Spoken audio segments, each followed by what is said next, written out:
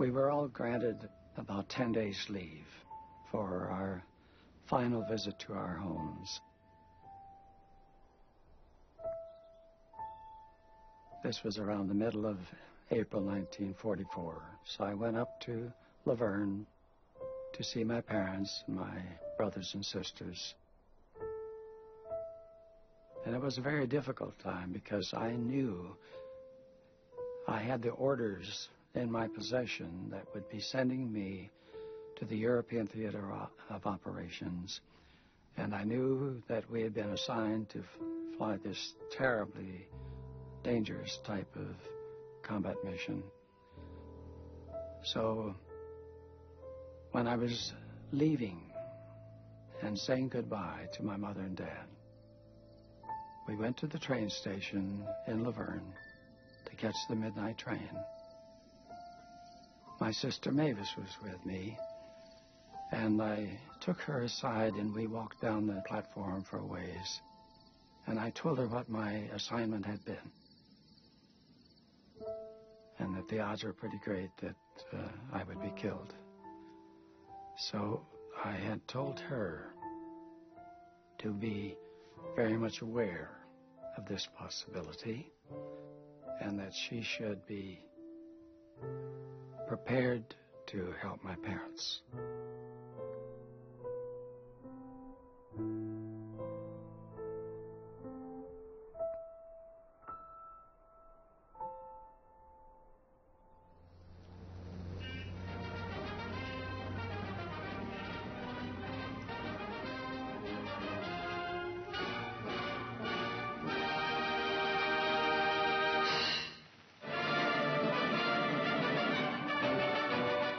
This immense piling up of war supplies in Britain is masked for the giant blow designed to knock out the Nazi. An astounding panorama of everything that you can think of and more. Invasion shipping massed in British harbors along the English Channel, barges and boats. Imagine those stacked up amphibious craft when they stream in swarms for the landing.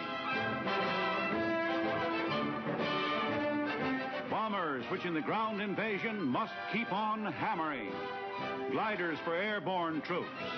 And myriad fighter planes for the monster air battles of the offensive designed to be the final phase of the European war. Acres of planes reaching far into the distance.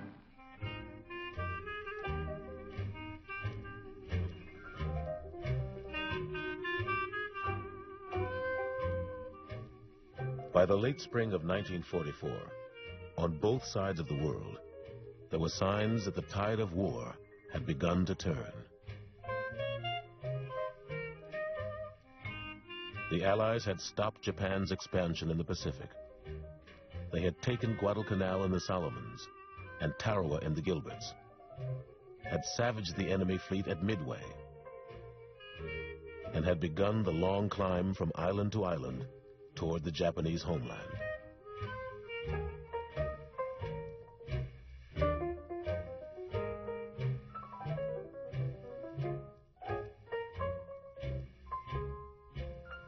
In the European theater, the Allies had cleared North Africa of Axis forces and taken Rome.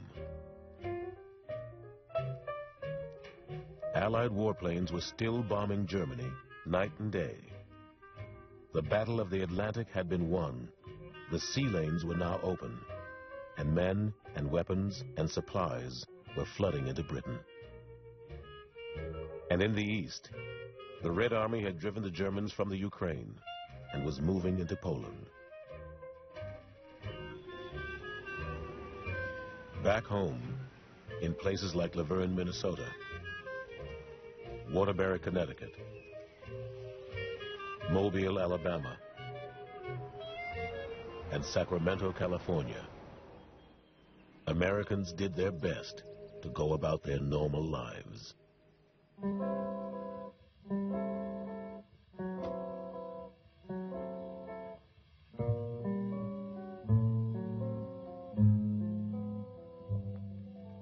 Kiss me once, then kiss me twice, then kiss me once again. It's been a long, long time. Haven't felt like this, my dear, since I can't remember when. It's been a long, long time. But in the back of everyone's mind, hope was combined with dread. In spite of the progress that had been made, everything that had happened so far in the war had been a mere preliminary. The Japanese Empire had begun to shrink, but its rulers seemed determined to defend to the death every island that remained. Rome may have fallen, but everyone knew that Hitler's grip on Europe could not be broken until Allied troops crossed the English Channel, smashed the German defenses, and drove the Nazis out of France. Hundreds of thousands of sons and fathers and husbands would be called upon to gamble their lives for the sake of victory. You'll never know how many dreams I dreamed about you, or just how empty they all seemed without you. So kiss me once. Naval Ensign Joseph Vaghi of Bethel, Connecticut, just up the road from Waterbury, went home to say goodbye to his family that spring. He had his orders to go overseas, and it seemed to him and to them that he would likely be one of those who would be asked to run that terrible risk. It was very difficult because I had two other brothers already in the service, and my poor mother, she knew all of us were going to go eventually, and as it turned out, we all did go. All of us were in the service, and that was kind of rough. But leaving, she had a chin up, you know. We spoke in Italian. She spoke English very well, but she said all of the sentimental things in Italian.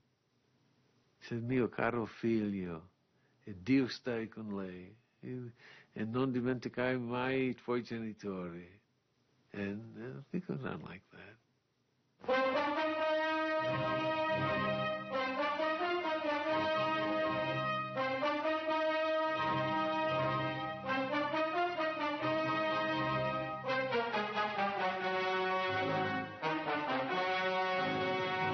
Hundreds of miles of invasion coast are heavily fortified, bristling with gun emplacements, defense in depth, as Hitler prepares for the coming test of supremacy. Battle for the greatest of beachheads.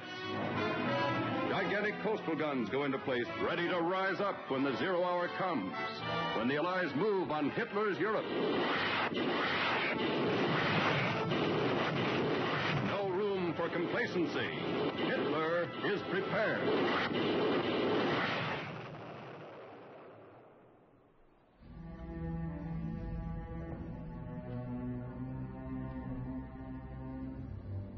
The Germans had known for months that the Allies were going to open the second front that Soviet leader Joseph Stalin had been demanding since 1941.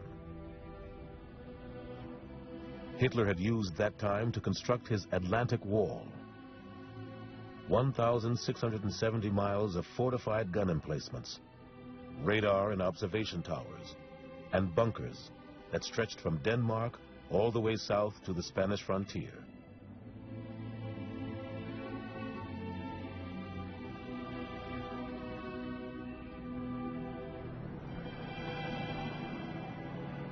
Meanwhile, across the English Channel, more than 1.5 million Americans were now in Britain waiting for the signal to start the invasion. An invasion that would determine the success or failure of the Allied effort in Europe. General Dwight Eisenhower was in overall command. The assault was to proceed in 3 phases. First, paratroopers would be dropped behind the beaches in the dead of night to confuse the enemy and seize the roads and bridges that led inland from them. Then, wave after wave of airplanes were to batter German defenses, destroying enemy emplacements and creating craters on the beaches in which assault troops could take shelter. Finally, a massive flotilla was to ferry thousands of British, Canadian, and American troops toward the French coast. Allied commanders planned 5 coordinated landings along a 45-mile stretch of the Normandy coastline between the Cotentin Peninsula and the Orne River. Canadian and British troops under General Bernard Montgomery would fight their way ashore at beaches codenamed Gold, Juno, and Sword, where they were also meant to take the city of Caen, 9 miles inland. Americans under General Omar Bradley would assault Utah and Omaha beaches.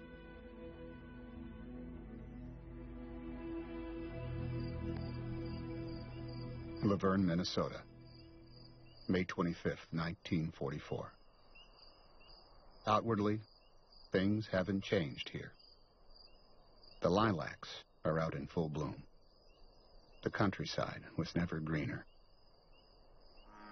At night, there are 1 million stars winking in the sky, with a couple of million bullfrogs parked along the edges of the bank-full ditches, croaking a mighty chorus. But things are different. The staffs of daily newspapers all over the country are on alert in case news of the invasion of Europe breaks. Key executives don't stir very far from a telephone, day or night.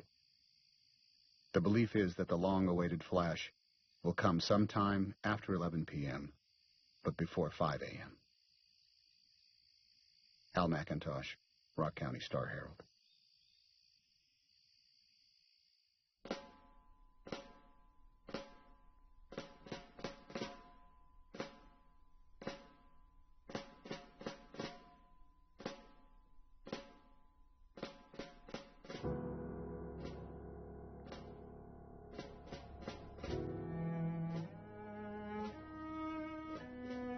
We tend to call it the real war. The rest of it's just the showbiz war. The real war involves getting down there and killing people and being killed yourself or just barely escaping it. And it gives you attitudes about life and death that are unobtainable anywhere else.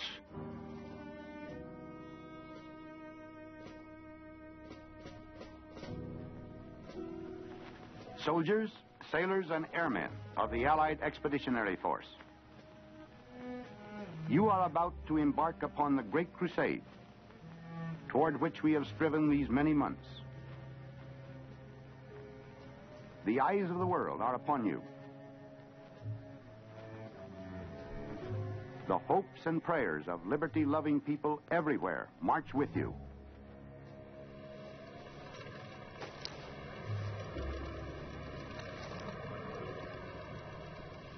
The greatest invasion in history began just after midnight on June 6, 1944, D-Day, as the first of 24,000 paratroopers flown over the channel in more than 1,000 aircraft were dropped behind enemy lines in Normandy. The Germans' theory of the defense of the continent was they built pillboxes along the coastline, and they put their old troops in it. Then they put their Panzer divisions and their SS divisions and their good divisions back in central points. The theory being that when we hit the beach, they would come in from those points and drive us off. Our job was to get in between them and the beach and to have them hit us instead of the beach.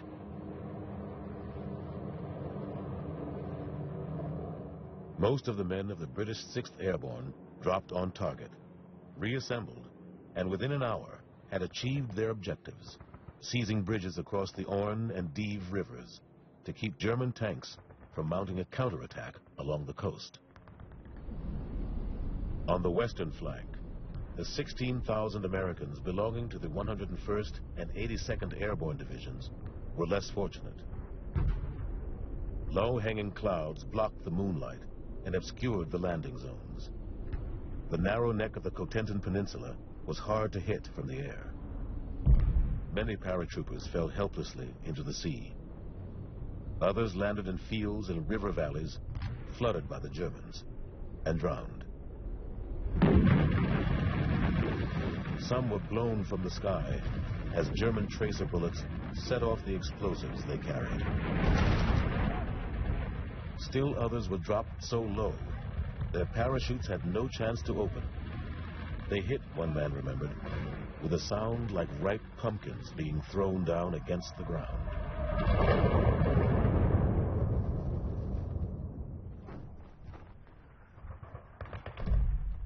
The men of the 101st Airborne were scattered over an area 25 miles long by 15 miles wide. Most of them got lost. 24 hours later, their commander had still been unable to find more than half his surviving men.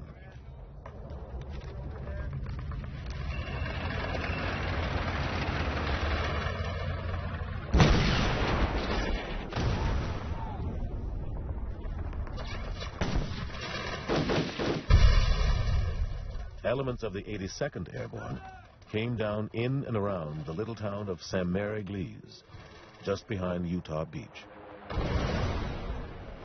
The fighting was already raging when a glider carrying Dwayne Luce of Mobile, Alabama, headed toward the landing zone.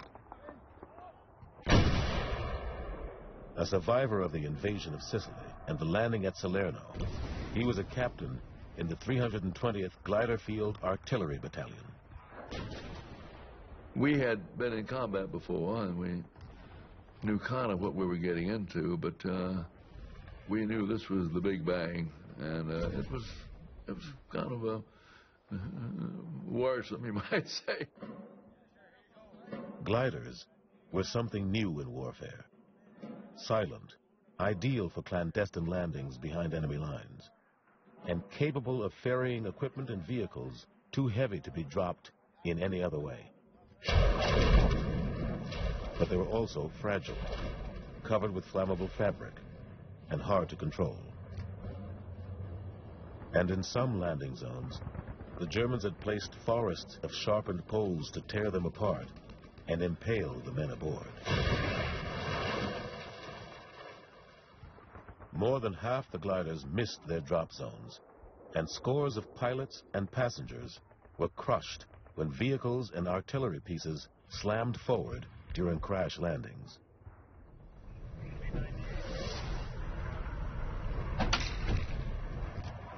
I remember in my glider, I was sitting up next to the pilot, and I leaned over his shoulder to look at it, and we dove over those trees. We were doing 110 miles an hour, and I thought, this is no speed to land, but it was too late to change.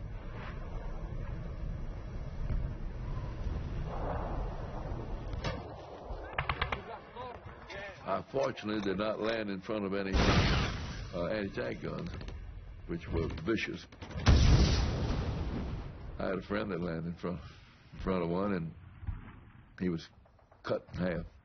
And those are the things you don't like to think about or talk about.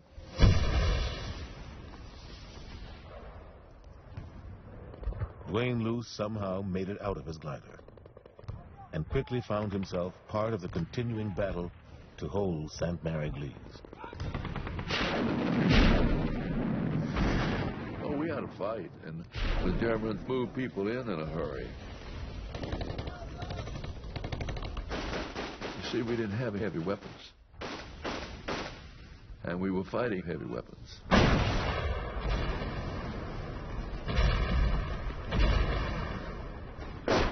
The fighting was confused.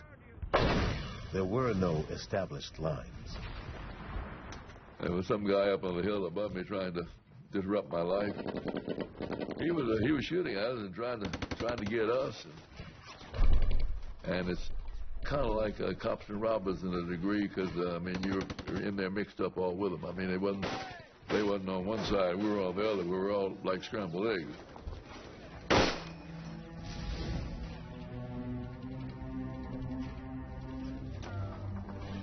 Surrounded, isolated, out of communication with one another, Dwayne Luce and his unit struggled to hold their ground and block German tanks while they waited for the landing force to take Utah Beach and come to their rescue.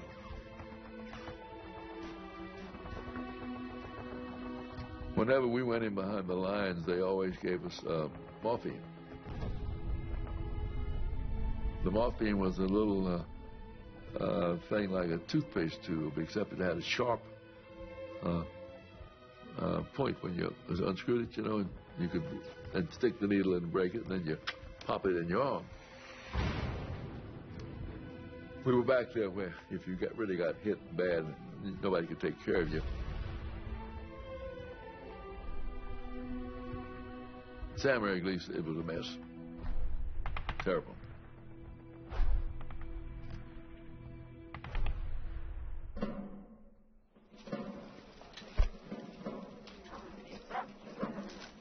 Early in the morning, we were awakened from our bunks, about 25 or 30 of us, at the air base, which was just above London.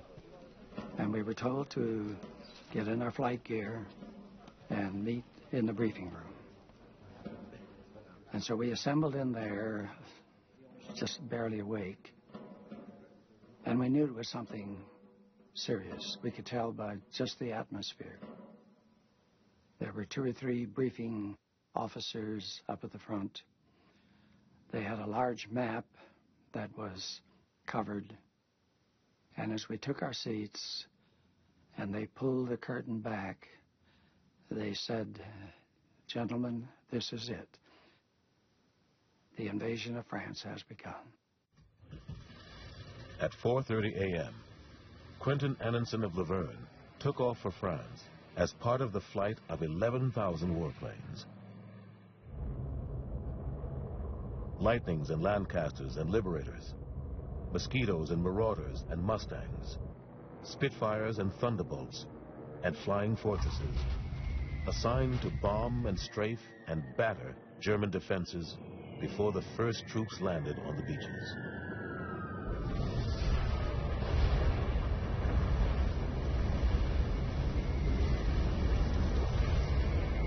It was Quentin Annenson's first combat mission. As we came in over Normandy, I looked off to the left, and it was just a short look. And I realized later I was looking at Omaha Beach.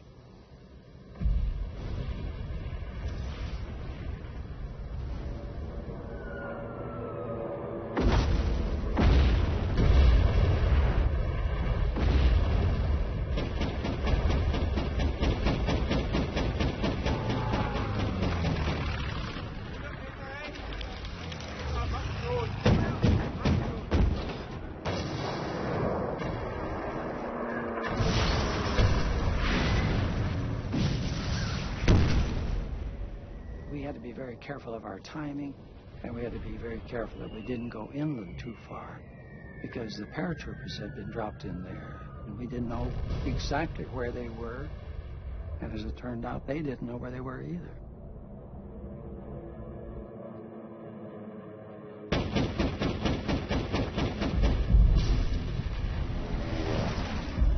Annenson dropped his bombs and headed back to England.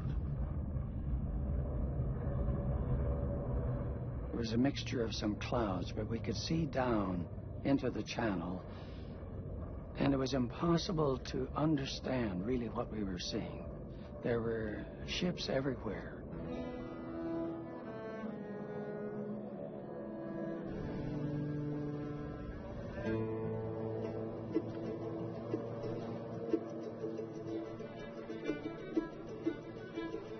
The best way I can describe this vast armada and the frantic urgency of the traffic is to suggest that you visualize New York Harbor on its busiest day of the year. And then just enlarge that scene until it takes in all the ocean the human eye can reach, clear around the horizon. And over the horizon, there are dozens of times that many. Ernie Pyle.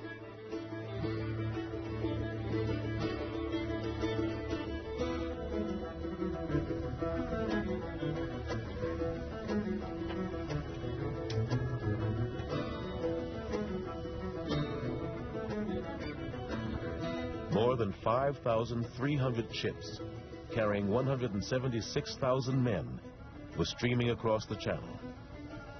Battleships and tugboats, cruisers and barges, and rusty freighters, gunboats and hospital ships, and converted ocean liners, ships filled with ammunition, and ships equipped to lay down screens of smoke to mystify the enemy, and a fleet of more than 2,000 landing craft to ferry men and supplies to the beach.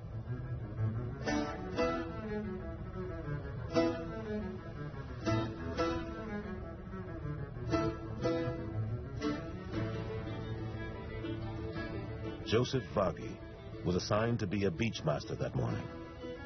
It would be his job to use flags, blinkers, and a megaphone to get men, vehicles, and supplies safely ashore on Omaha Beach. It was his first combat, too. I had no fear. We prayed as a platoon. We prayed together. And he said, well, it's God's will. They want us to go over there and get this devil off the thing. We're going to do it. We know what to do, and we're ready. I wasn't scared only because I had not experienced this before. The more you're in combat, the more tension you get as time goes on, because the odds are that you may not be going to make it because you've seen so many other people die. I'd get so sick when I was going into combat. Until that first shot was fired, why I thought it was my stomach was going to turn inside out or something. But when the first shot's fired, all that goes away. Among the thousands of men moving toward the beaches were two veterans of earlier invasions in North Africa and Sicily. They were from Manhattan, Kansas. Staff Sergeant Walter Ehlers and his older brother, Roland. He was a little bit shorter than I. He had red hair, and he had blue eyes and a beautiful smile. And he was a perfect gentleman all the time, and he was immaculate in dress and everything, and he tended to keep me that way, too.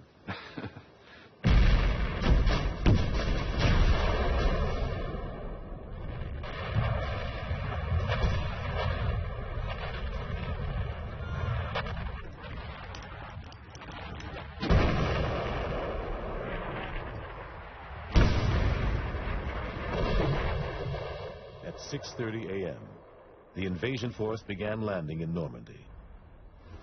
Utah Beach came first. Drifting smoke that obscured the target and strong currents that drove their landing craft off course brought the Americans into shore more than 2,000 yards from the spot chosen by the planners. But General Theodore Roosevelt Jr., armed only with a cane, rallied his men and took the beachhead anyway, in less than an hour. Of the 23,000 men who went ashore at Utah Beach, only 197 were lost. By late morning, American tanks were moving off the beach to rendezvous with the embattled 82nd Airborne at Saint-Mary-Glise. We were back there, and we didn't know what was going on the beach for sure. We knew that the beach would hold if we got our job done. We also knew that if the beach didn't hold, we would probably be left there. We'd be abandoned. They couldn't get us out. So naturally, it was a great interest to us to get our job done and see the beach hold. One of the things I will always remember with a great deal of emotion is that first tank that came through. Because that first tank came through, I knew the beach had held, and I knew help was on the way.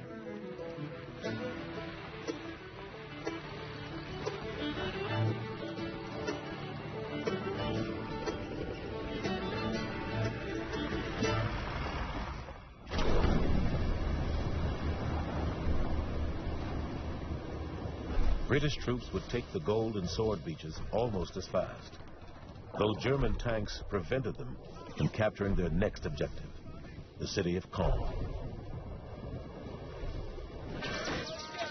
Canadian troops took Juneau, too, although 90 of their 306 landing craft were destroyed by German obstacles, and 1 in every 18 men in their invading force was killed or wounded. Still, they managed to fight their way 7 miles inland by nightfall.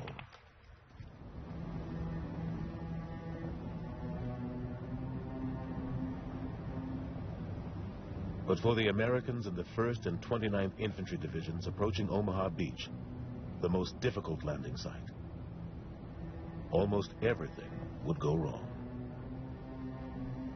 Omaha was the broadest of the 5 beaches and the deepest, with 100 yards of pebbles, then sand dunes, barbed wire and thick undergrowth.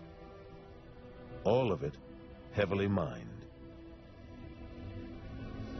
Behind all that loomed formidable bluffs, fortified by 2,000 German troops, many of them battle-seasoned veterans.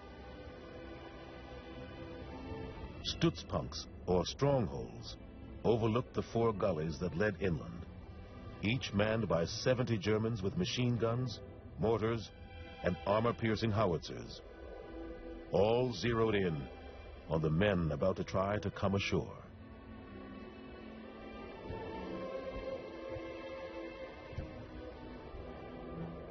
During Phase 2, American pilots had dropped most of their bombs miles inland. There were no bomb craters in which to take shelter, and the naval bombardment had barely dented German defenses.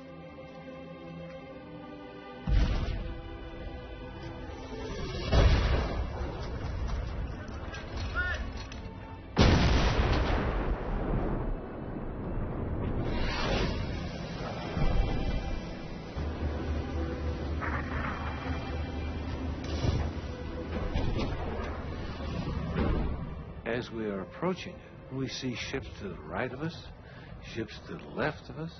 The skies are loaded with these flying balloons.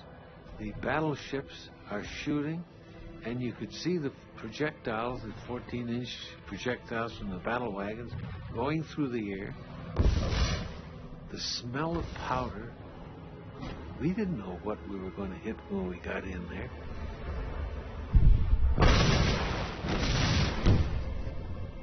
Men had been transferred to their landing craft 12 miles from shore, and while it was still dark, so that many boats lost their proper positions going in.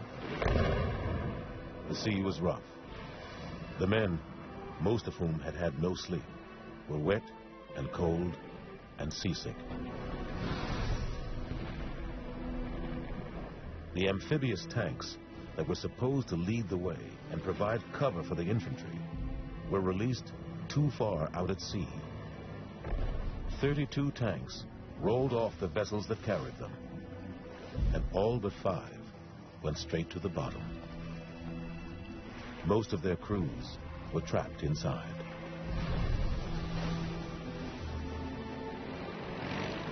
Landing craft were swamped.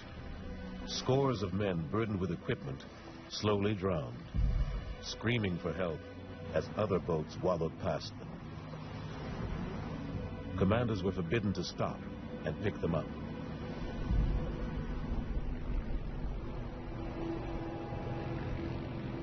Along the bluffs, the Germans held their fire until the first landing craft shuddered to a stop and the ramps went down.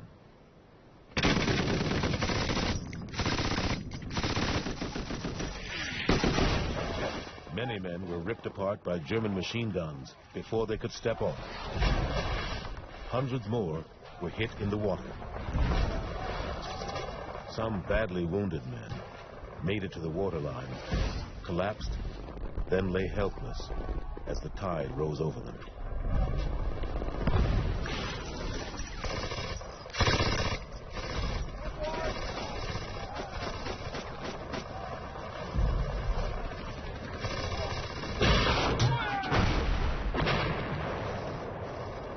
Those who managed to push past the dead and dying in the shallows found they had nowhere to go once they reached the shore.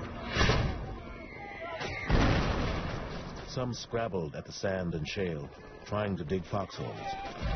Others huddled together behind wrecked landing craft or German obstacles, only to find themselves under concentrated fire.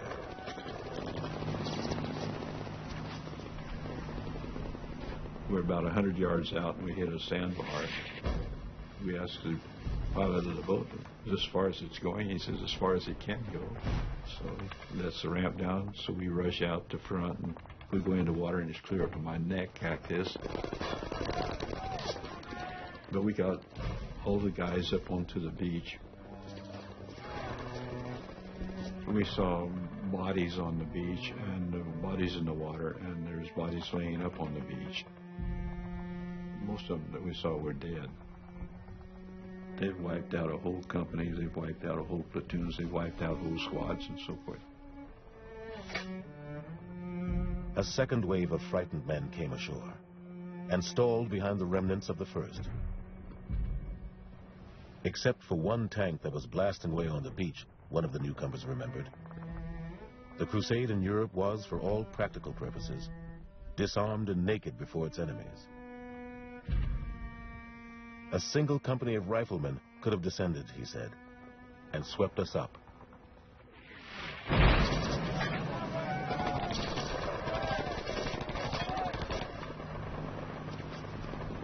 Joe Vage's platoon came ashore at 7:35. Things happened so fast that you saw men who were being shot, you saw them fall. These things you saw. The fact that this is for real.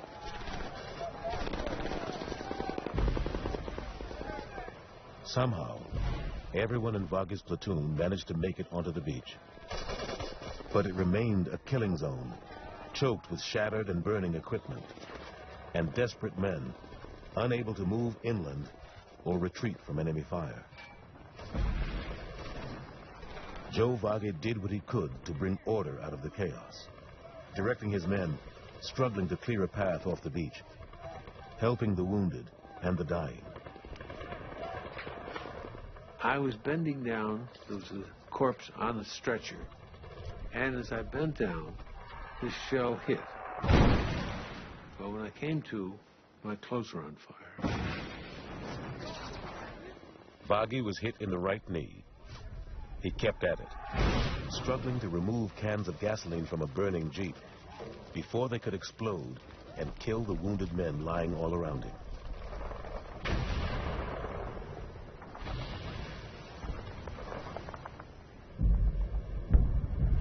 Far offshore, General Bradley considered abandoning Omaha rather than sending in more men to die.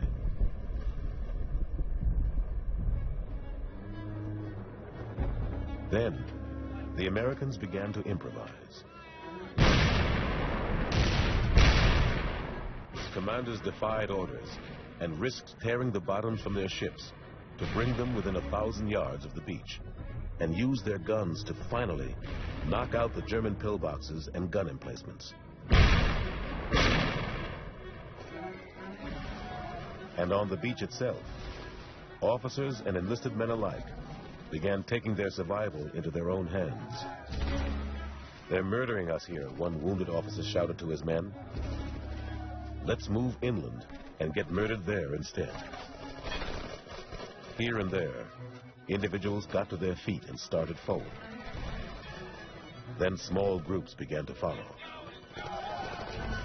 This officer came up to me and saw that I was a beachmaster and I had the power megaphones, and he said, "Tell these guys to get the hell off the beach." So I said, "Got orders here that you get the hell off the beach now." The beachmaster said, "Well, you follow that path there, because if you go right or left of it, you'll be stepping on mines." This one soldier, he got up and he put a Bangalore torpedo in under the barbed wire, blew a gap in it. He said, "Come on, follow me," and he led the way. I rushed my squad through it. We got off of the beach, and that is probably the biggest thing I ever did in my life, was get those 12 men off of the beach.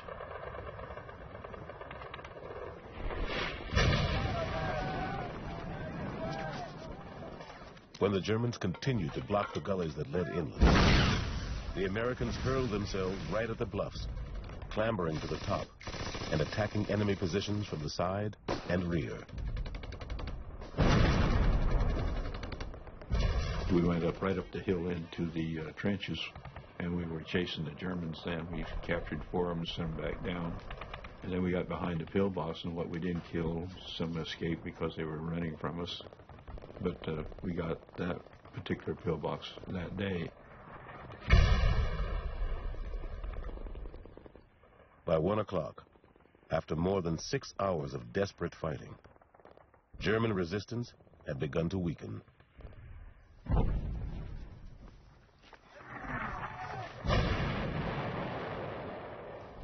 And as the afternoon went on, combat engineers managed to clear a safe boat path through the shallows, bulldozed 5 new exits from the beach, and built a road that men and vehicles could follow inland. 35 engineers died doing it.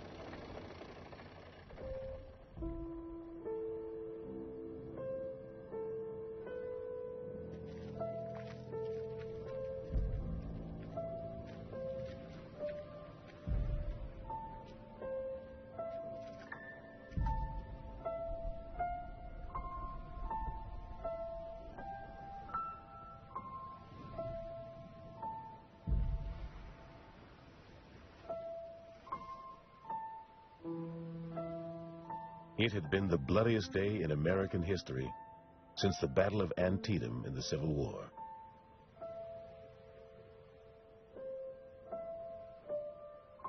Many of the survivors were in shock, unable to comprehend what they'd just been through,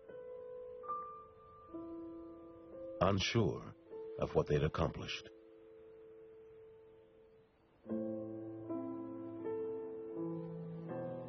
Some 2,500 American soldiers lay dead on French soil.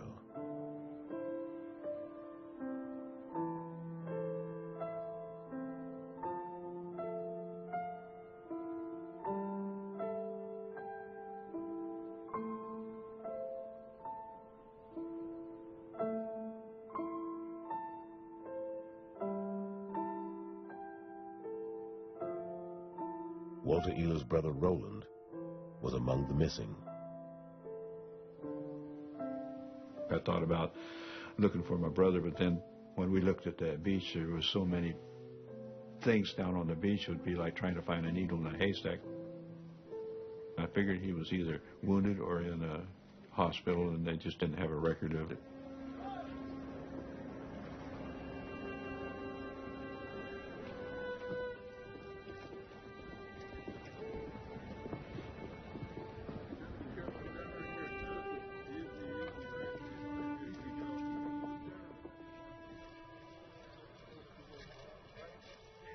It would be 5 weeks before Walter Ehlers found out what had happened to his brother.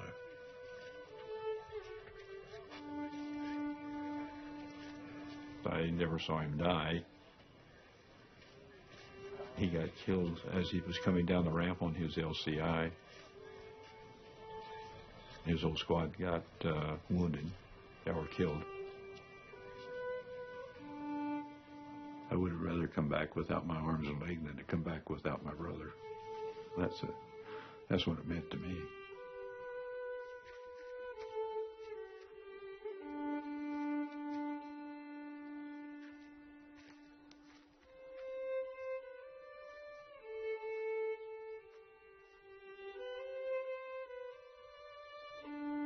Well, that stayed with me for over 50 years. I had nightmares about that.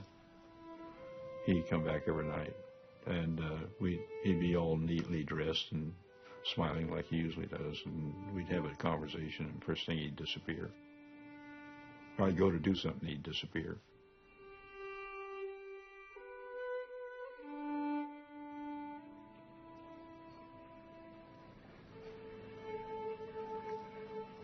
In less than 24 hours, the Allies had torn a 45-mile gap in Hitler's Atlantic Wall. They had lost far fewer men than their commanders had expected. more than 150,000 men were now ashore in France. And more men and more equipment and supplies were coming ashore every hour.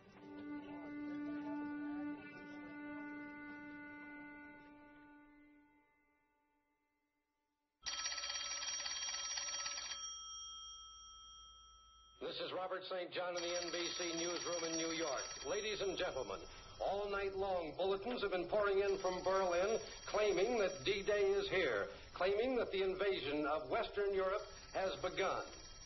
When we stumbled sleepily down the hall to answer the ringing telephone, we made a mental note that it was shortly before 3 a.m.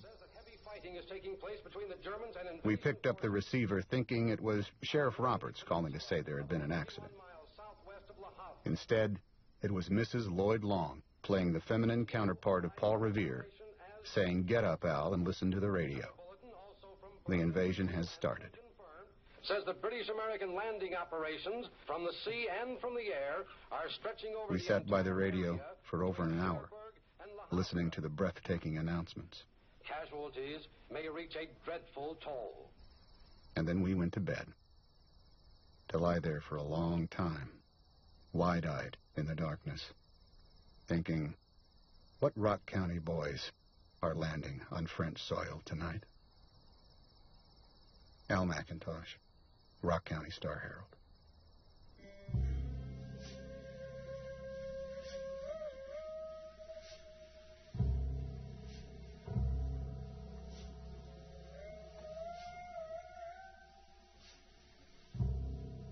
Americans woke up on June 6, 1944, to newspaper headlines and radio bulletins.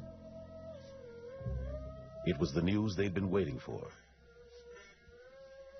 But there were no further details, no live radio reports from the beaches.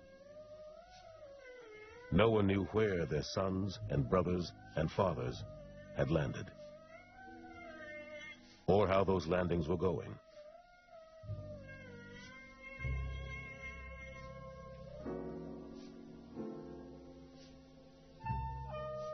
In Philadelphia, the mayor gently tapped the Liberty Bell for the first time in more than a century.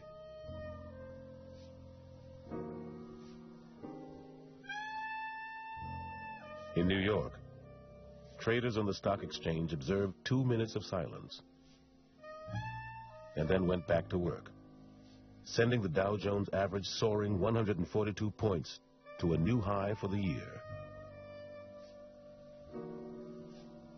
Major League Baseball canceled all games. Everywhere, church bells rang, calling people to prayer. They knelt or bowed their heads in factories and schoolrooms and public parks. In Waterbury, special masses were said at the Church of the Immaculate Conception. There were prayer services at Temple Israel and Beth El Synagogue, and on the town green as well. In Sacramento, workers at the Pacific Fruit Express cannery prayed for the safety of 100 former employees now in the service. In Mobile that day, no liquor was sold. And at the railroad station, girls walked up and down the platforms, holding up the morning newspapers so that traveling soldiers could read the headlines.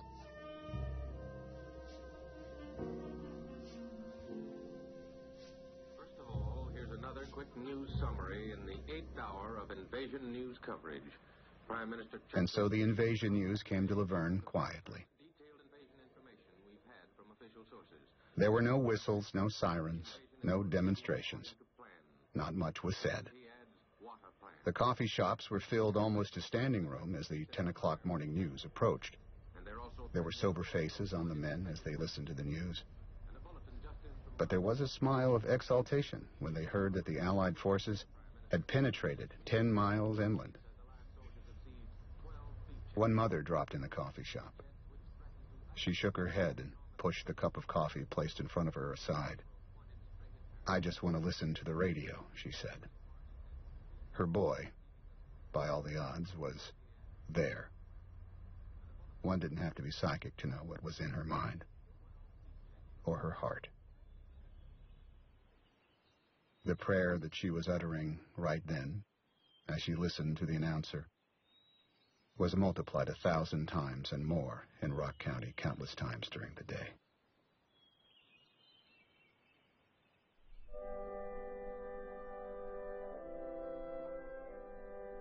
That evening, President Roosevelt spoke to the country.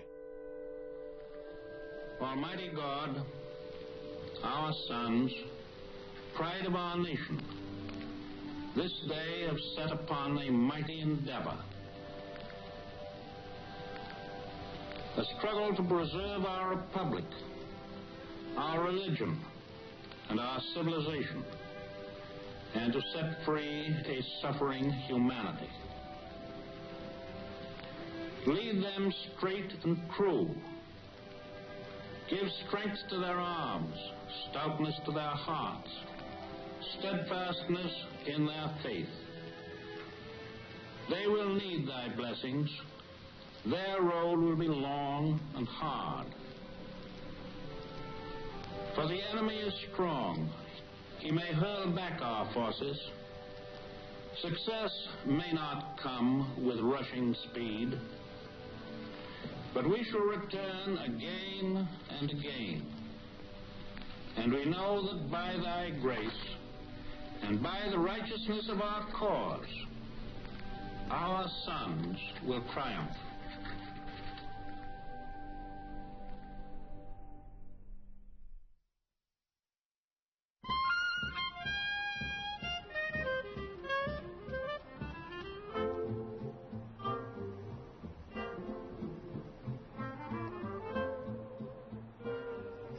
June 6th, 1944, the Philippine Sea.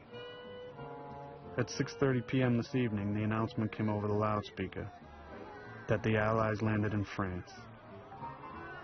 Everyone gave a big cheer when they heard this. I won $40 from the boys because some time ago, I bet the invasion would come off about the middle of June. James A. Fahey.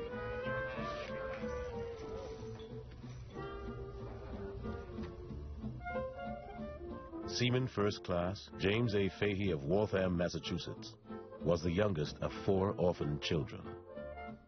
His brothers John and Joe had been in the Navy at Pearl Harbor when the Japanese attacked and had been spared. James had signed on the following year, assigned to the light cruiser Montpelier. Against Navy regulations, he would record what happened every day he spent aboard in a little diary.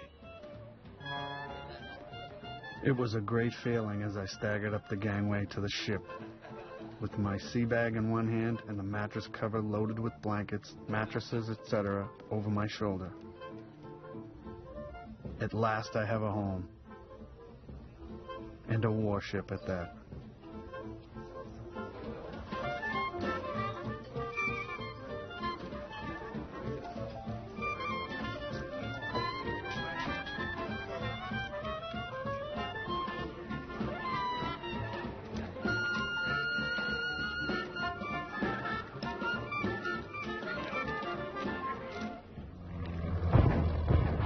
Fahey went to sea in hopes of seeing action, and he saw plenty of it as a member of a gun crew. The Montpelier shot down Japanese planes and sank Japanese ships off Guadalcanal, bombarded Japanese defenses at Munda, and survived an enemy bomb and 2 torpedo hits off Bougainville.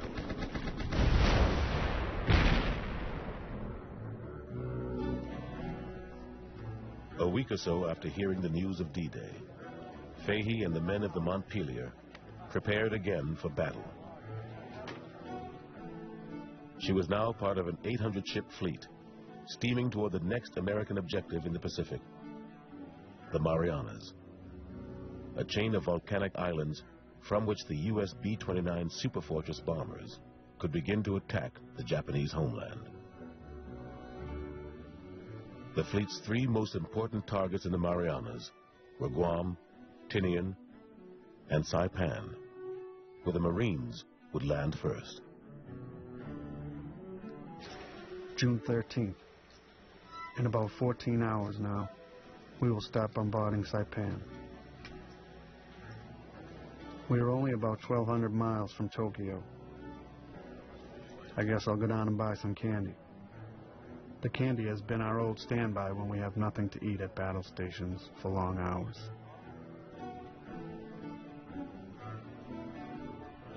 Saipan was unlike many of the tiny flat coral atolls the Marines had taken previously. It was 14 miles long, featured all kinds of terrain, and was defended by more than 30,000 Japanese troops.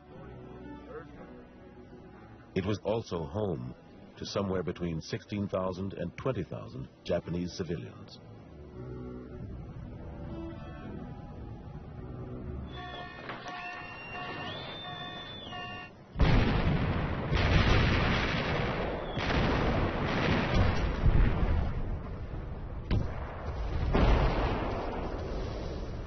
The shelling of Saipan went on for 2 days.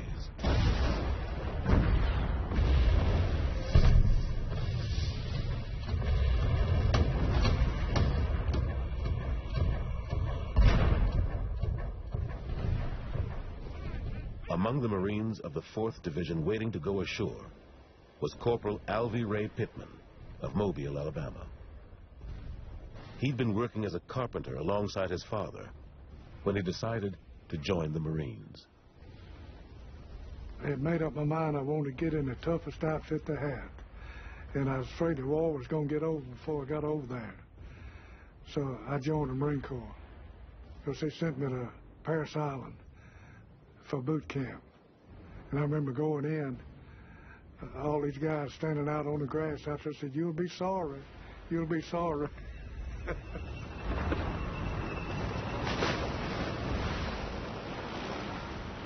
Ray Pittman was in the first wave, part of a 16-man demolition team assigned to destroy enemy strong points wherever they were found, using explosives, grenades, and flamethrowers.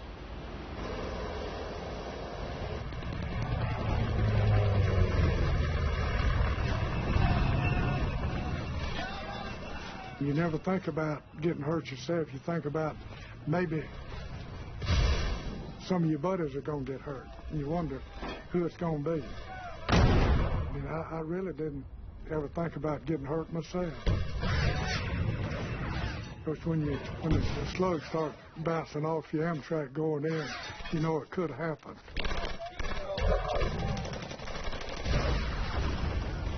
The naval bombardment had failed.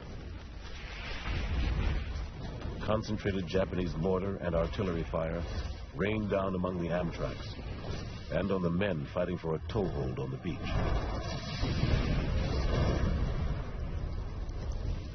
All 4 commanders of the assault battalions were hit within minutes.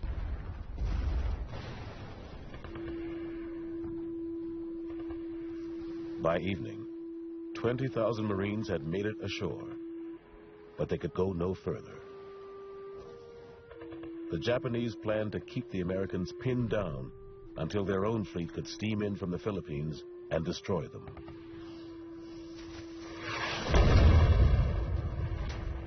Despite the rain of shells, the Marines began slowly to fight their way off the beach.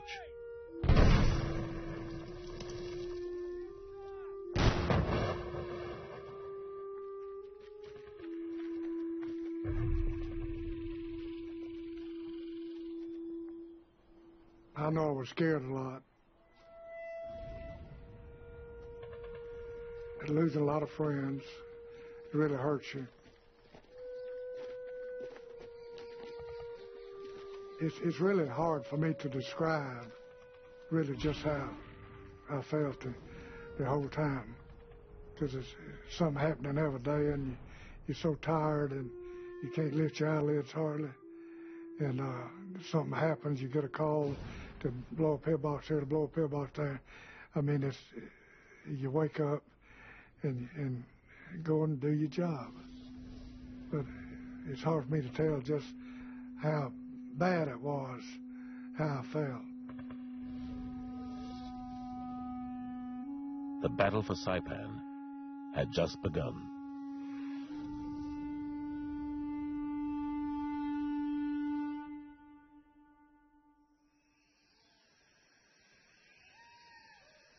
Santo Tomas, Manila. The rumor about the Japanese army taking over the camp was true. If we thought we had reason to complain about how awful our life was in a concentration camp, we soon changed our minds and knew we had been on a picnic till then. From now on, we would be the same as military war prisoners, and not civilian prisoners. Sasha Weinsheimer. After the Japanese army assumed control of Santo Tomas Camp in Manila in the Philippines, they had taken propaganda photographs of some of the prisoners to show how well they were being treated. Sasha Weinsheimer and her younger brother were forced to pose for the photographer. Things were not as they appeared. For 11-year-old Sasha, her family, and 4,000 other civilian prisoners, life had gone from bad to worse. Prisoners, including children, were made to bow to the officers and were beaten if they failed to go low enough. Food and supplies from friends outside the camp were cut off. There was no more meat, just rice and dried fish.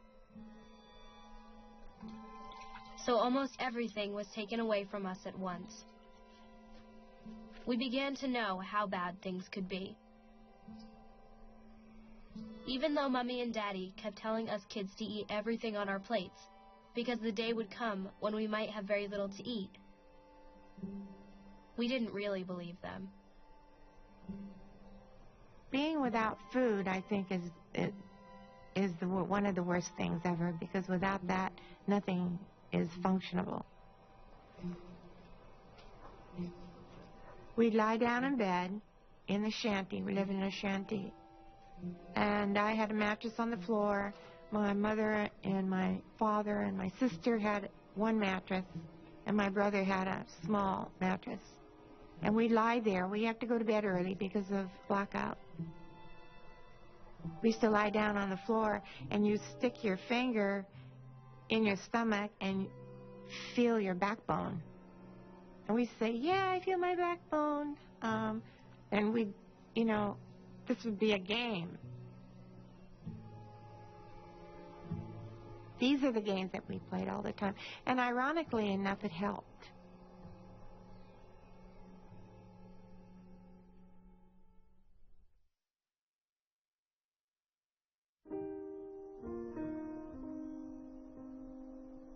In the late spring of 1944, John and Glennie Frazier of Fort Deposit, Alabama, received a telegram from the War Department. Their son Glenn had been missing in action in the Philippines for 2 agonizing years. And since nothing had been heard from him since May of 1942, he was now officially presumed dead. Frazier had joined the Army in 1941, in part because he believed that the young woman he loved someone else. He was wrong. She had remained loyal to him all that time. Now, with the latest news, she began to give up hope of ever seeing him again.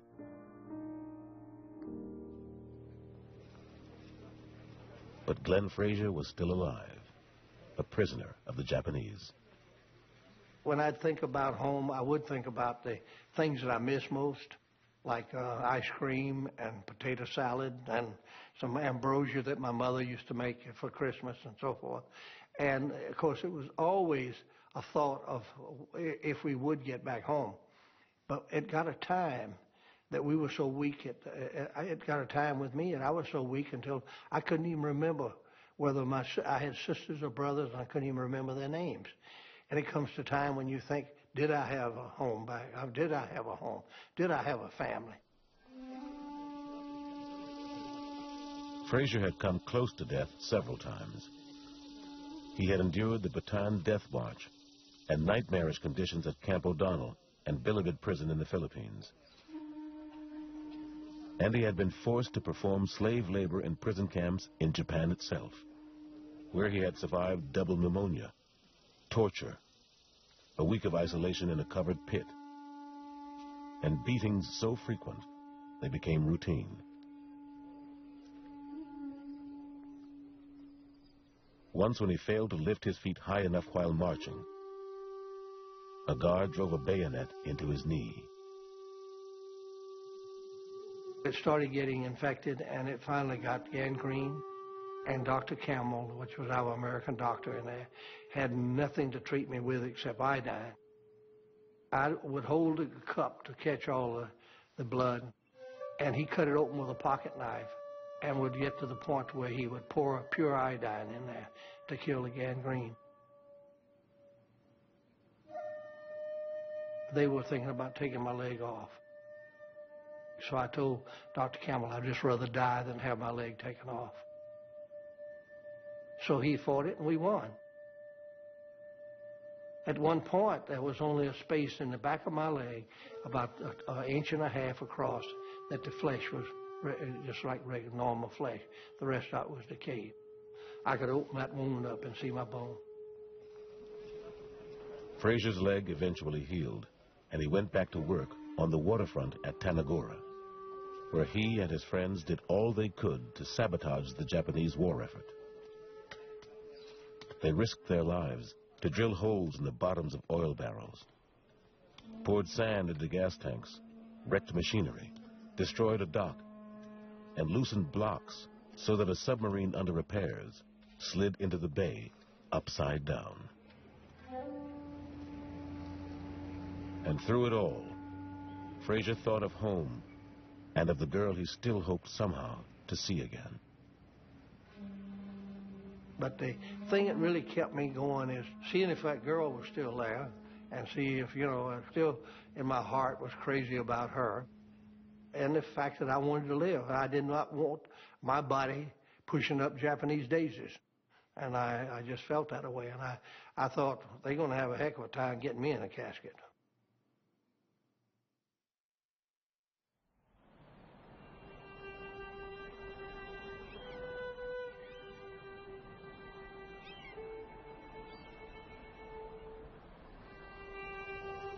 Ten days after D-Day, bodies were still washing up onto Omaha Beach. And because the graves registration crews had moved inland with the advancing troops, no one was gathering them for burial. Finally, men from Quentin Annison's fighter squadron did the job themselves. They retrieved the corpses with long poles, heaped them with driftwood soaked with gasoline, and set them ablaze. A few days later, Annison looked down from the bluff and saw that the problem had not been solved. More bodies were rolling in the surf, he remembered, as the English Channel continued to give up its dead.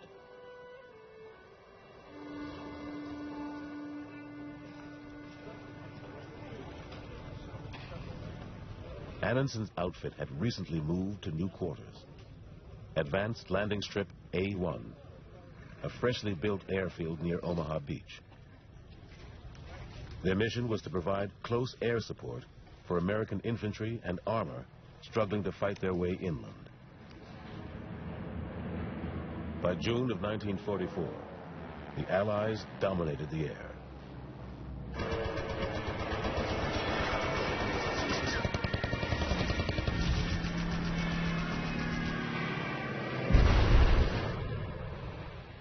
Whenever the Germans on the ground broke into the open, they were subject to strafing and bombing from American P-47 Thunderbolts, the kind of aircraft Annison flew. Attacks so relentless, the Germans came to call them steel weather.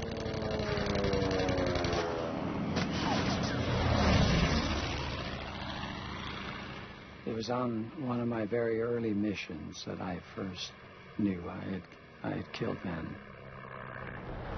We caught a group of Germans that were on a road in an area where there were no trees, and so there was no place for them to run and hide. And we caught them before they could really get off the roads and run toward the ditches.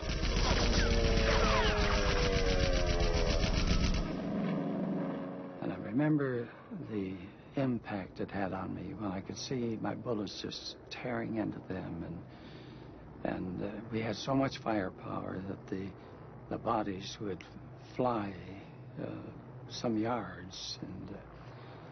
And as I was doing this, I was doing it knowing I had to do it, that it was my job. This is what I had been trained to do. And I dealt with it fine.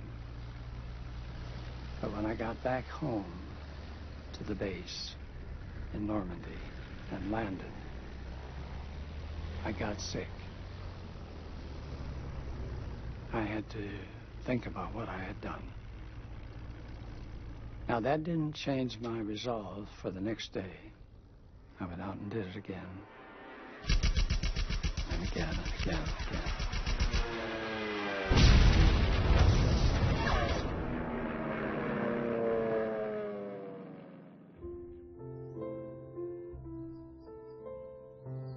June 23rd, 1944. This Norman countryside looks exactly like the rich, gentle land of eastern Pennsylvania. It is too wonderfully beautiful to be the scene of war.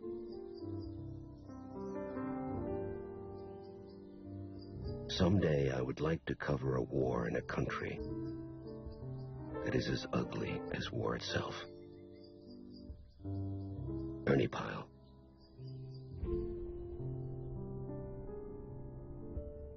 Normandy's beauty was deceptive. Allied planners had failed to understand the landscape through which their men would have to fight before they could begin to drive the enemy out of France. Normandy was quilted with small, irregularly shaped fields, walled from one another by hedgerows. Earthen ramparts 4 feet high, topped with dense hedges, whose tangled roots turned them into natural fortifications and made it impossible to see into from one field to the next. In one area that measured just 2 miles by 4, there were 4,000 such fields. Here and there, ancient sunken wagon tracks twisted between the hedgerows, ideal for ambushes and often concealed from air attack by overarching trees. The Germans took full advantage of all of it. American Sherman tanks could not break through the hedgerows, and when they tried to roll over them, exposed their unprotected underbellies to deadly fire.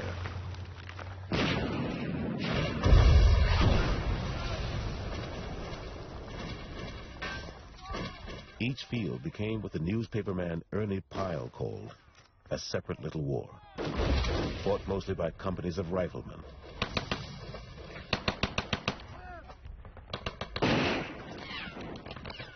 The Germans were good troops. They did not give up ground easily there or any other place I saw them. You had to respect them for the fact they were excellent troops. They were too damn good, and they would cause us so much trouble. Progress was measured in yards. Now, the pace was far slower than the Allied commanders had anticipated.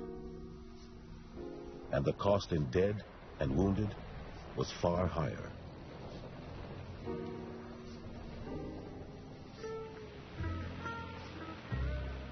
Unarmed C-47s, cargo planes stripped down so that as many litters as possible could be lifted aboard, carried the worst hit to hospitals in England just 20 minutes away.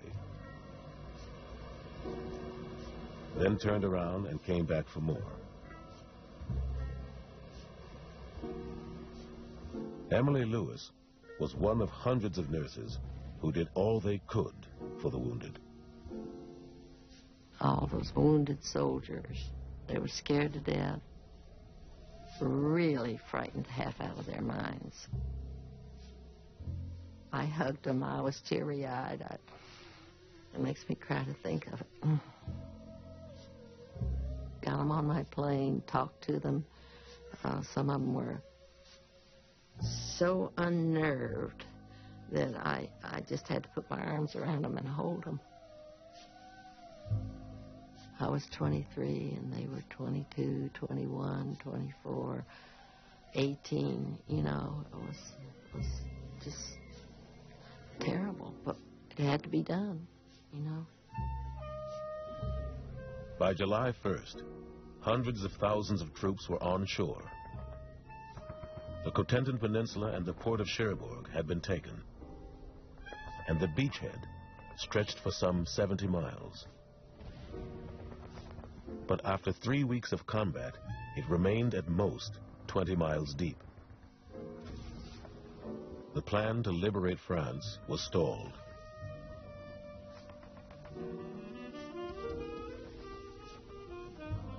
General Bradley feared that unless something drastic were done, the Allies would face the same sort of ghastly stalemate they had endured during the First World War. To avoid disaster, his men had to get out of the hedgerows and find the kind of wide-open countryside American armor needed to make real progress. The region just beyond the town of Saint-Lô was what Bradley had in mind. It was just 15 miles away.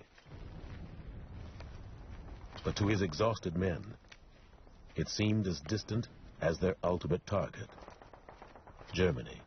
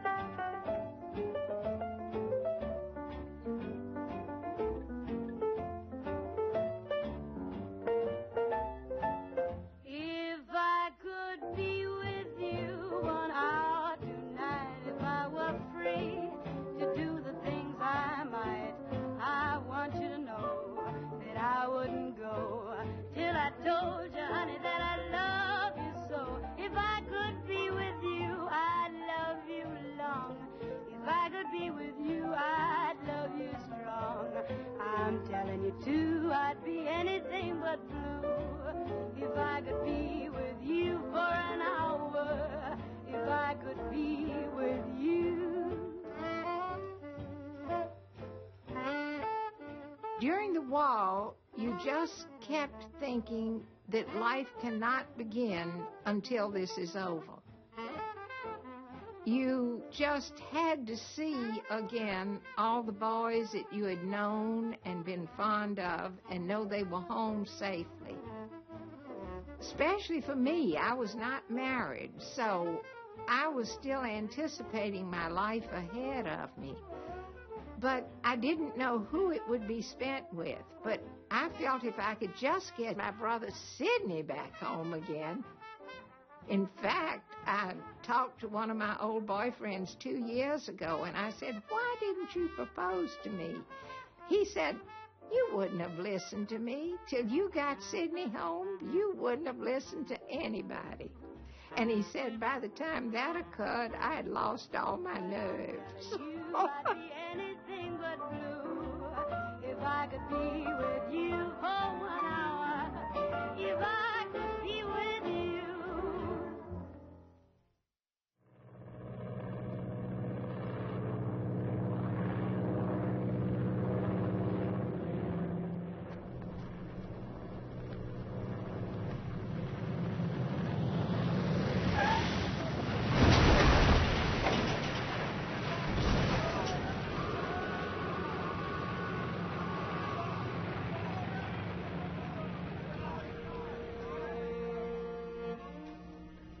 Sunday, June 18th. Off Saipan. All hands get up at 4:45 a.m. I had a swell sleep last night, even if it was only for about 6 hours. We had church services topside this morning. Even though we are so close to Japan, and the Jap fleet might be close by. James A. Fahey. The Japanese fleet was close by. Vice Admiral Jizaburo Ozawa had formulated a new plan to destroy both the American land forces still struggling their way inland on Saipan and the American fleet offshore. He would send waves of carrier-based warplanes against the fleet, then reinforce the Japanese garrison on the island. The fate of our empire rests on this one battle, he said. Everyone must give all he has. But the Americans had intercepted coded messages and knew they were coming. Hundreds of planes took off to engage the Japanese.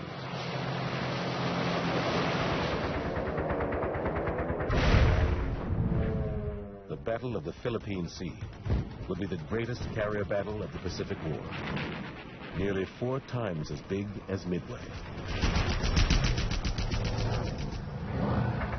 It was clear the Americans now had an edge. Their pilots were better trained than the enemy's. Their planes were better too, and they had twice as many of them.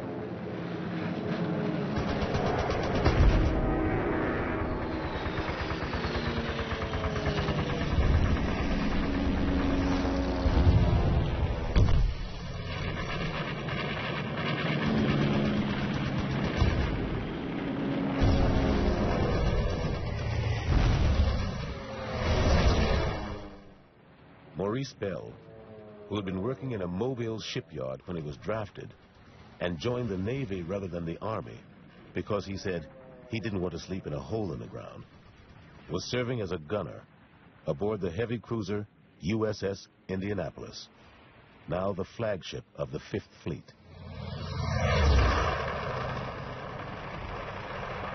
I was sitting up there with the binoculars, and all of a sudden I saw a torpedo plane diving in on that ship right behind us. And just as he launched his torpedoes, or was ready to launch them, they hit him with fire. They was firing at him. And the plane tumbled over and crashed. 5 seconds behind him was another one. They hit him and he crashed. About 5 more seconds as a third one come in, and they hit him, and it throwed that plane in a twist, and the torpedoes fell end over end and hit the water, and the plane crashed.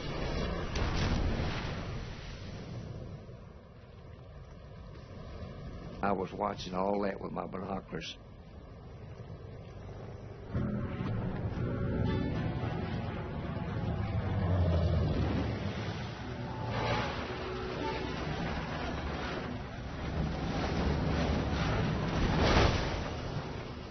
The Americans lost 29 planes that day, but they shot down at least 273. American submarines sank 2 Japanese carriers as well. Those who took part in the one-sided contest remembered it as the Great Marianas Turkey Shoot.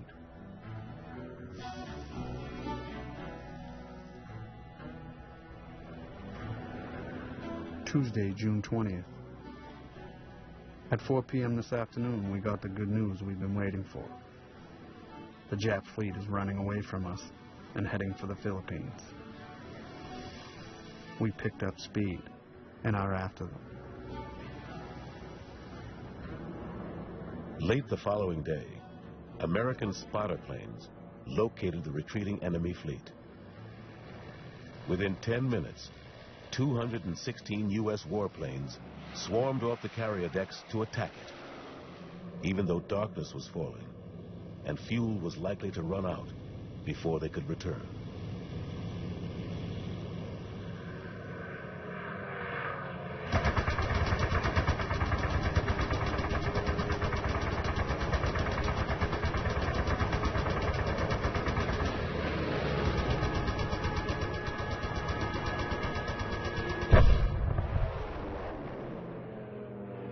Americans sank one carrier and badly damaged 3 others, destroyed 65 more Japanese planes, and then started for home.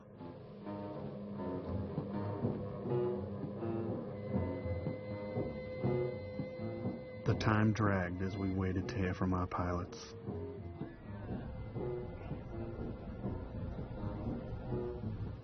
Everyone kept his fingers crossed, hoping for the best.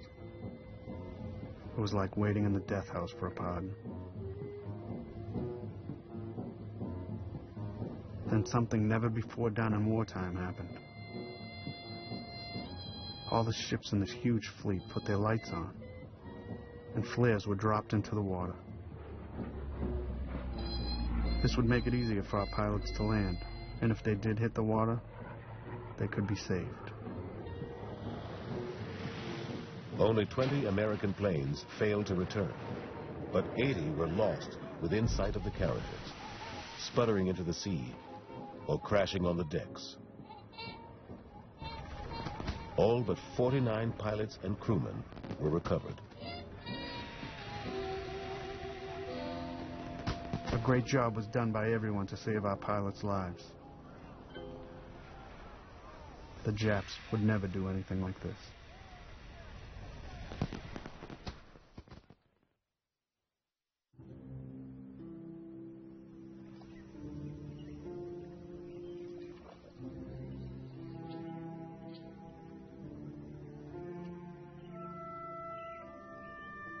Laverne, Minnesota.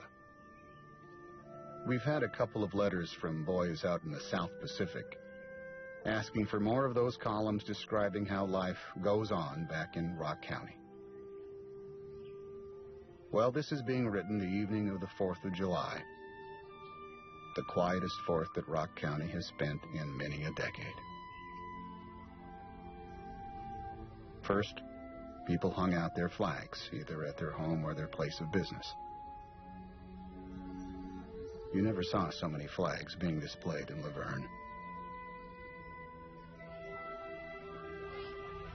Then about noon, they headed for the park down by the river, under the big trees.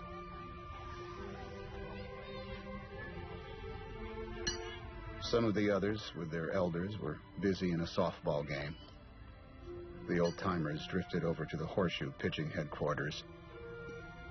As far away as the highway, you could hear the familiar clink of the shoes hitting the steel peg.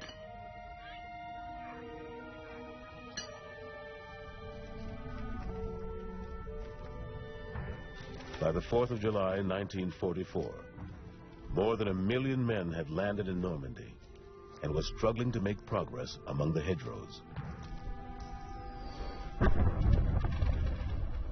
That week, British planes would drop 2,500 tons of bombs on Caen, beginning a 3rd attempt to take the city from the Germans.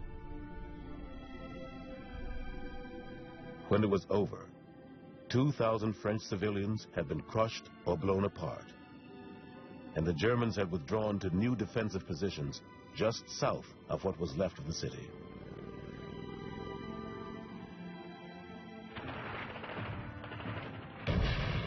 Meanwhile, on the Eastern Front, the Red Army had 28 German divisions encircled in Belorussia and killed 40,000 men when they tried to fight their way out.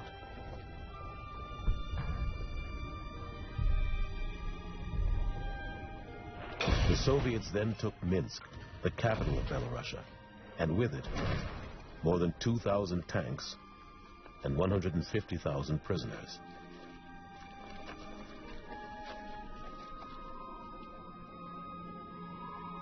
Winston Churchill wrote to Joseph Stalin, whose country had suffered the most at the hands of the Germans. The enemy is burning and bleeding on every front at once, and I agree with you that this must go on to the end.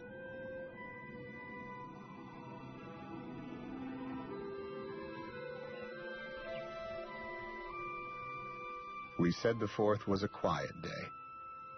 There wasn't excitement, no speeches, no parades, no band music. Everybody spent the day quietly. but they were all thinking of you boys. And hoping and praying that this would be the last 4th of July you'd spend away from home. Well, that's about the story as to how things are going back home. Al McIntosh, Rock County Star-Herald.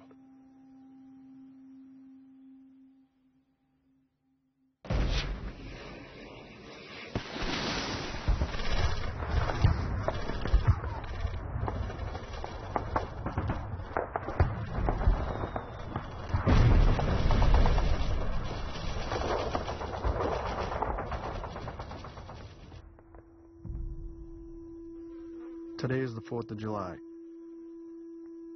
and a good way to celebrate it is by killing Japs.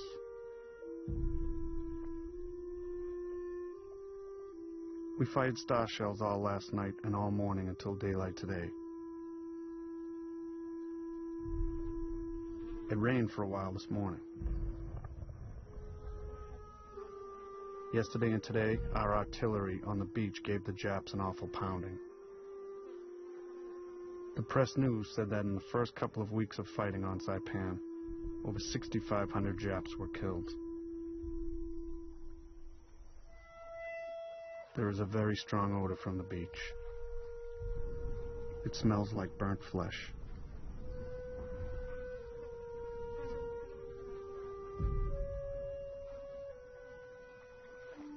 Well, the Japanese soldier is probably the toughest soldier that fought in World War II other than the Marines.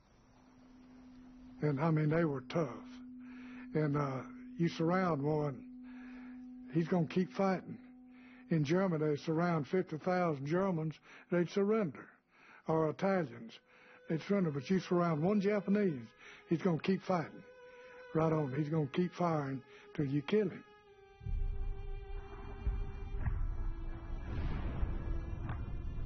And they had one thing in mind. He's killing you.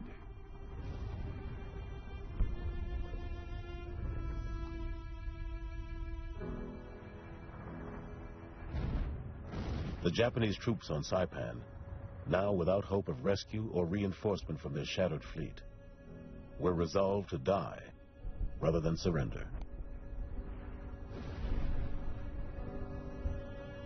American forces had cleared the airfield and begun a slow, agonizing march toward the north, trying to keep from killing Japanese civilians while flushing Japanese troops from their hiding places.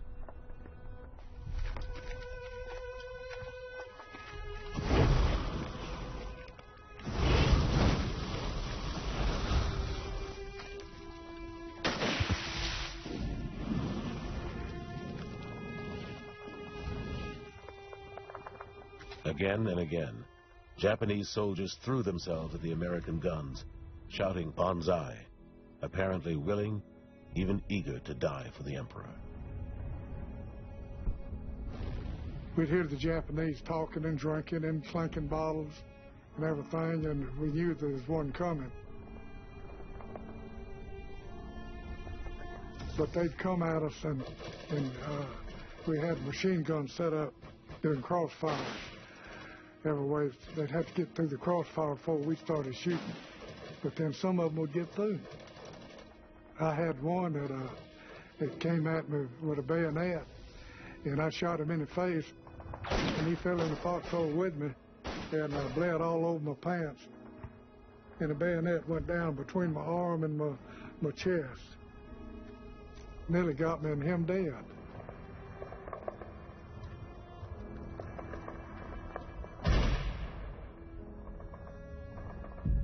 Before dawn on July 7th, the Japanese launched a final banzai charge. 3,000 men, some forced from their hospital beds and barely able to walk, many armed only with clubs and rocks and shovels, charged into the American lines.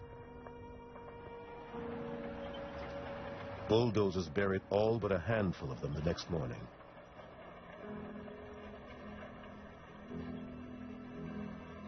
It was the largest banzai charge of the Pacific War.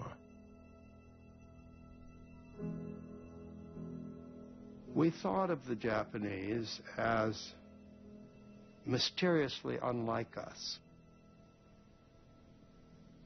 We knew that they would fight to the death where probably we would have surrendered. We began to learn, though I don't think we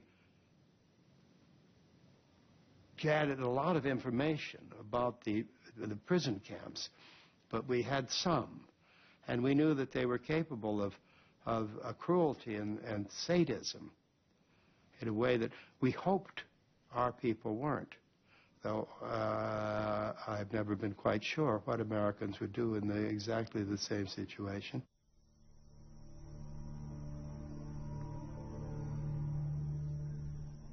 On July 10th, Saipan was officially declared secured. In almost 4 weeks of fighting, 16,525 Americans had been killed, wounded, or reported missing. The costliest battle in the Pacific to date. Among them were several black Marines who had finally been permitted to fight. The Negro Marines are no longer on trial, the Marine Commandant said. They are Marines, period. Almost 30,000 Japanese soldiers were dead as well.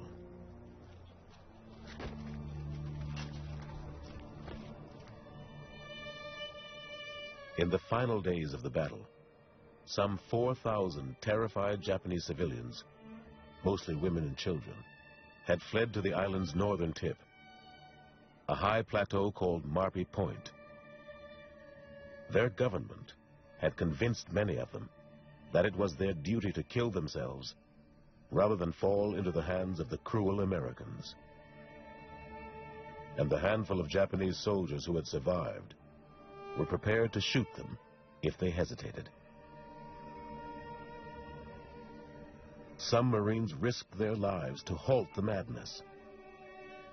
Japanese-American interpreters with bullhorns pleaded with civilians to give up. But more than 1,000 were either killed by Japanese troops or chose suicide.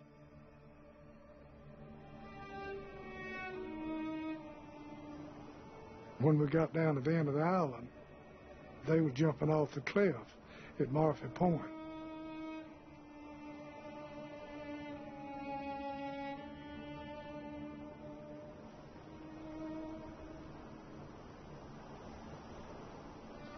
They thought we'd eat them. They thought we'd kill them and eat them, stuff like that. It's just the Japanese mentality. They don't want to get captured. I never did go down to look at the bottom of the cliff, but it must have been a mess down there.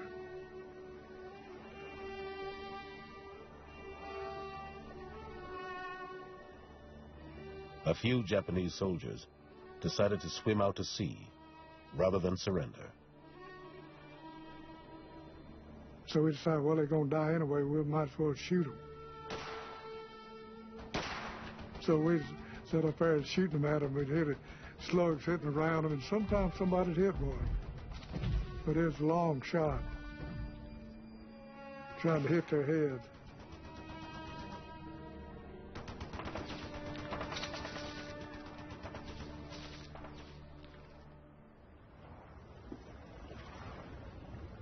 Sunday, July 16th. It was a warm, sunny day, although it rained during church services. It was the first time I ever went to church and saw dead bodies floating by.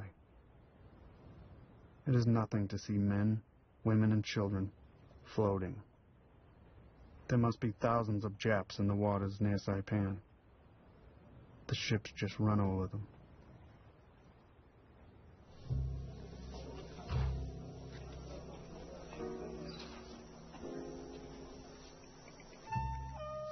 The Americans went on to take Tinian and then Guam, the first U.S. possession to be recaptured.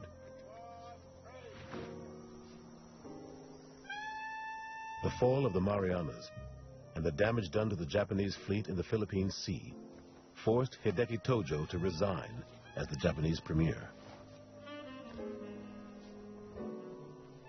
His successors, first a general, then an admiral, vowed to fight on. The Japanese had succeeded at one thing: the willingness of their soldiers and civilians to die rather than surrender had made Allied planners painfully conscious of the bloodshed that would surely accompany the invasion of the Japanese homeland.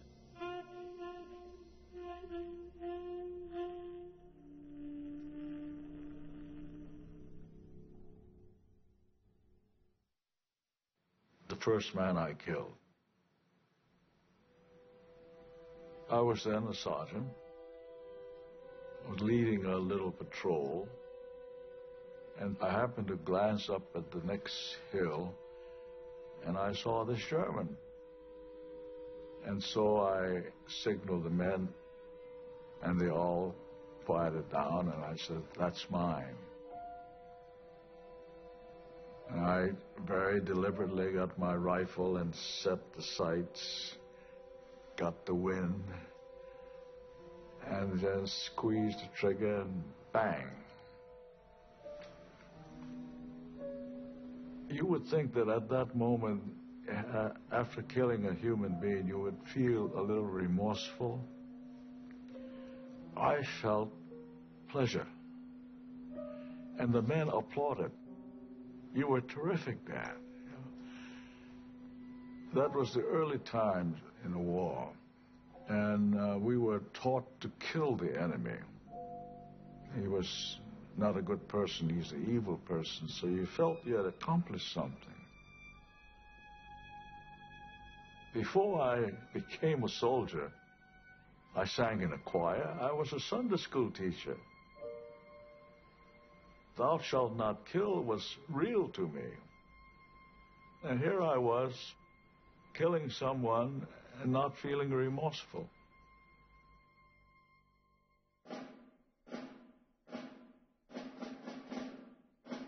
The fall of Rome, just before D-Day, had boosted morale, but it had not ended the fighting in Italy. The Allies had failed to destroy the German army, and as it fell back, Hitler sent in reinforcements, resolved to make the Allies pay for every inch of territory they gained.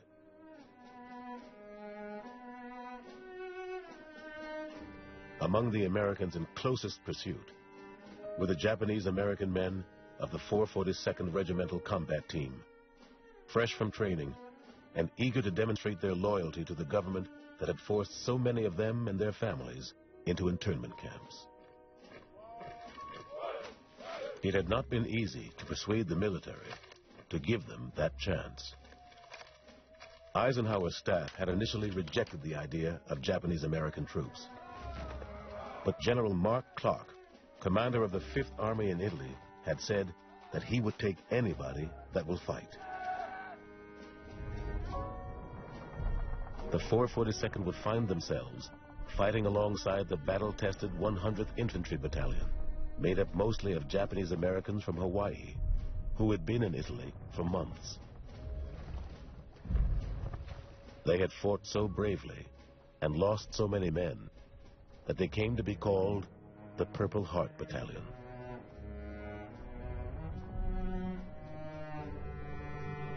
Together, the newcomers of the 442nd and the combat-wise survivors of the 100th would be asked to spearhead the 5th Army's drive northward from Rome. Among them were 2 men from Sacramento, whose families were still behind barbed wire in the United States.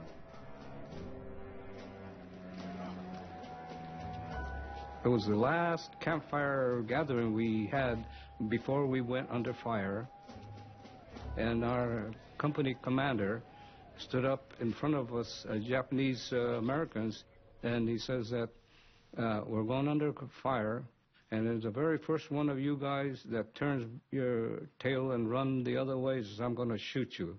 I says, "Oh, that's something you don't ever say that to a Japanese, because that's a very derogatory term." Private First Class Robert Kashiwagi was guarding a crossroads the Germans had only recently abandoned when he came under fire for the first time. That was a terrible situation to get into because the Germans would target that crossroad. We were caught in that barrage. The shell was popping all around us. We didn't have time to dig a hole for a foxhole. And we were digging the hole with our nose, trying to get our head down below the ground.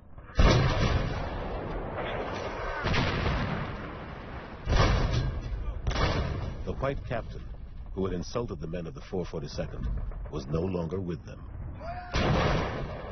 Artillery shell dropped, killed his first sergeant, his runner, and the radio man, all in front of his eyes. This captain came shell-shocked. He just shaking and turned completely white, and was not hardly able to walk. They almost had to lead him out.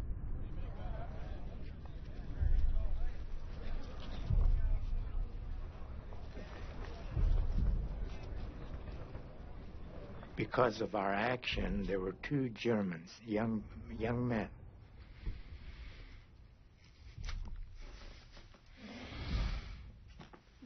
killed in action, dead on the side of the hill, and that affected me pretty bad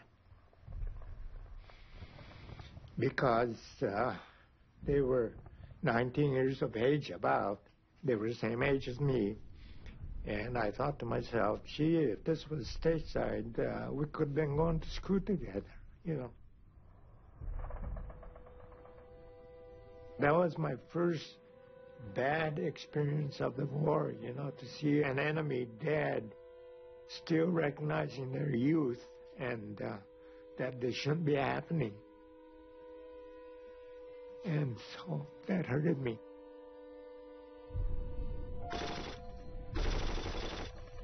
Over the next few weeks, Japanese Americans would distinguish themselves at Belvedere, Seseta, Castellina, Pastina, Lorenzana, Luciana. The 442nd 100th fought so well and so hard that when General Mark Clark led his men into the important city of Livorno, he insisted that they march right behind him. Now, everybody wanted them. Soon, they were back in action again.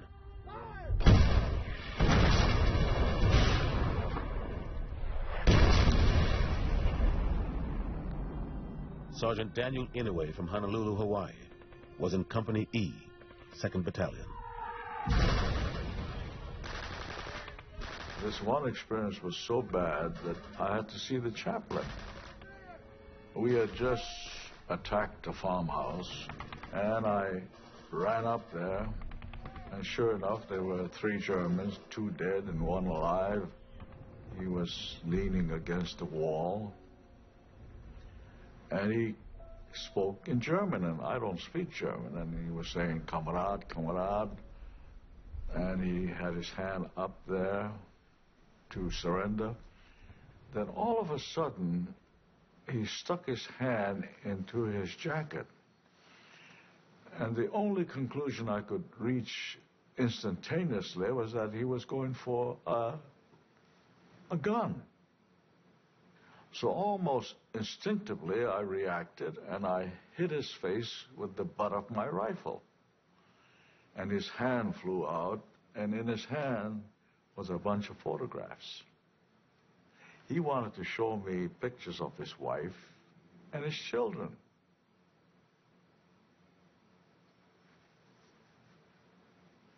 That's war.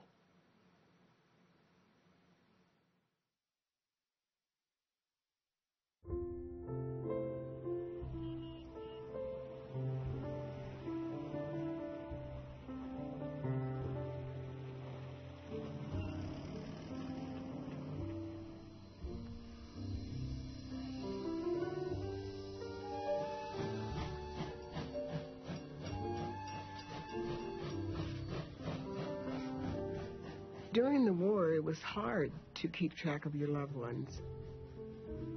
Mail was very slow. And even the news media, if you knew what company and troop and all that was in, those things weren't published in any detail at all as to pinpoint just where they were. You just never know. We lived with that. That was part of our part we had to play.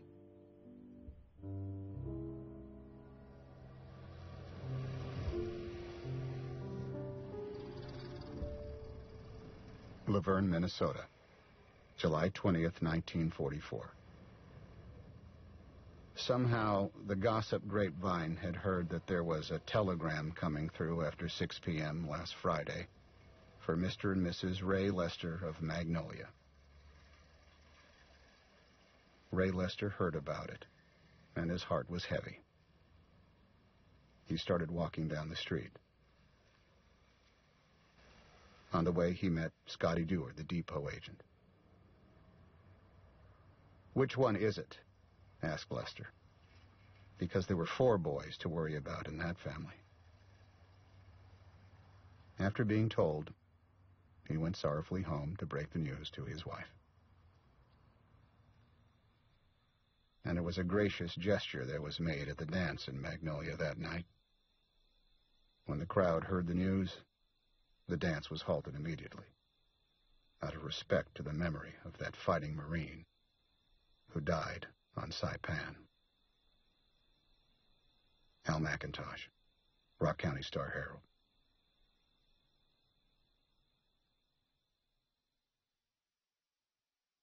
Gentlemen of the Armed Forces, this is the hoodlum from Hoboken. I'd like to sing a tune for you. My name's Sinatra, and I hope yous like it, hey. Long ago and far away, I dreamed a dream one day, and now that dream is here beside. We would be sitting around our tent area in the apple orchard in Normandy, and we would discuss what they would have to pay us to really do what we had just done that day. We agreed first that we might do it for $1,000 a mission. But less than 10 days later, our losses had gone up heavily. We decided that we wouldn't consider doing it for less than 10,000 a mission. And I think that it went off the radar screen in value before the end of July, because there's no way that you could be a mercenary enough that could pay you enough to do what we were doing on a volunteer basis.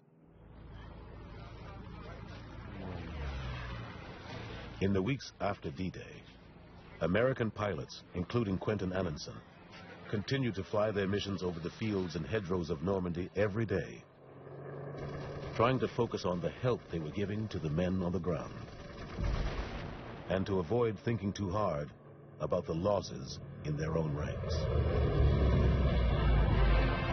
Dashing to a hedgerow to clear Nazis out of another line of hedge across a meadow.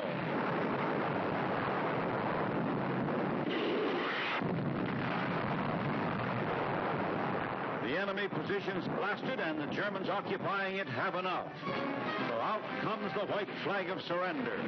More prisoners taken in the drive to the important city of San Lo. As the infantry pushes forward, the way is cleared by the smashing power of tanks and heavy artillery.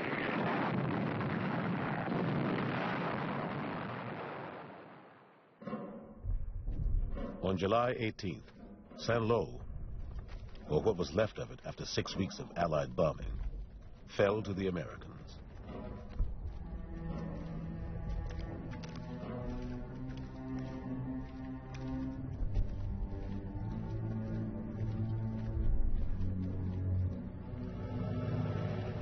General Bradley's forces had finally reached the line Allied planners had expected his men to reach just a few days after D-Day. And he was now ready to send his armor roaring through the German lines beyond the city.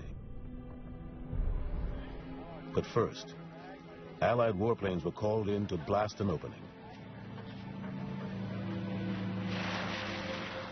The operation was called Cobra.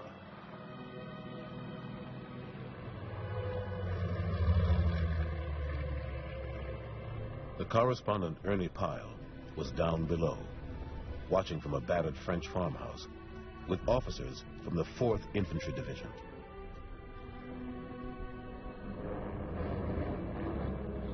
The first planes of the mass onslaught came over a little before 10 a.m.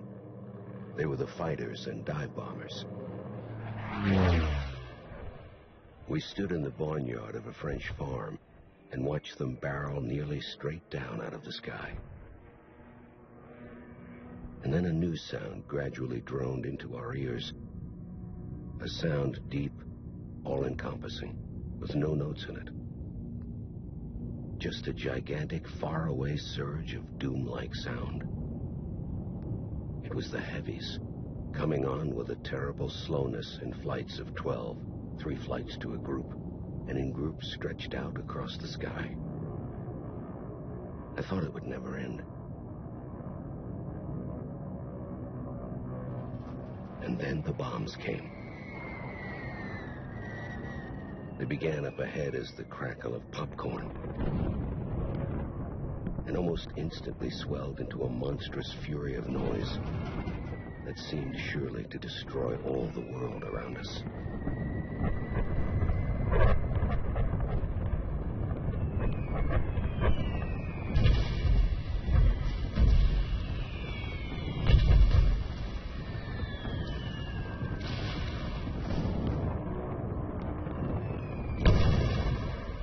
The bombs continued falling for an hour and a half. The bright day grew dark with smoke, Pyle remembered, and the steady roar seemed to fill all the space for noise on Earth.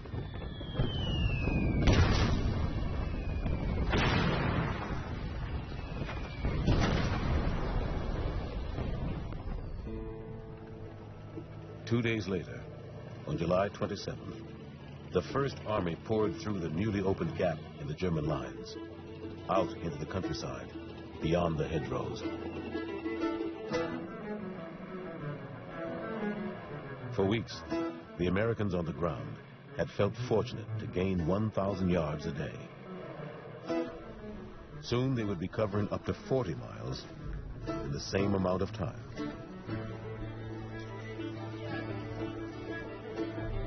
The Germans were reeling.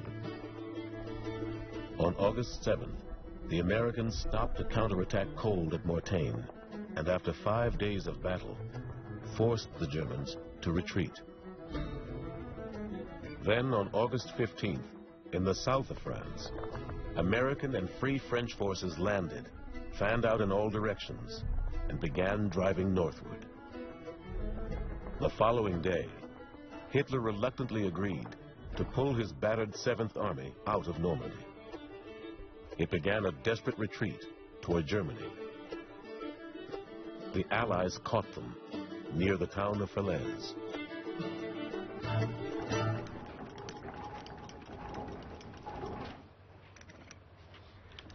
For 3 days, the Allies poured fire into the fleeing men. From the ground and from the air.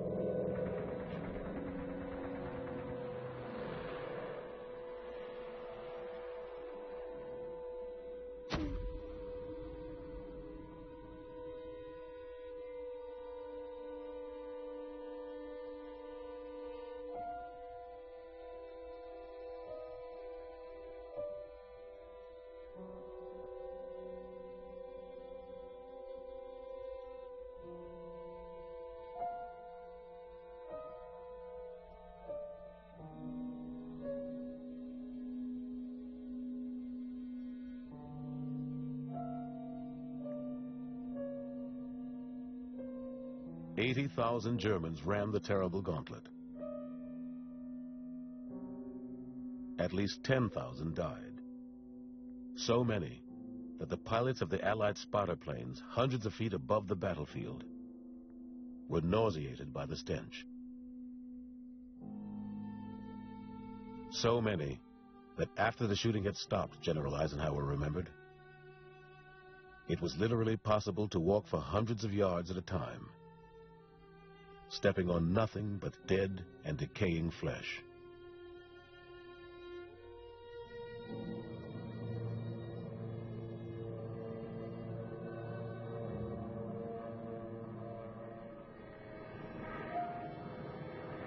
I had caught a bunch of Germans in double tandem trucks, and they were just massed in there.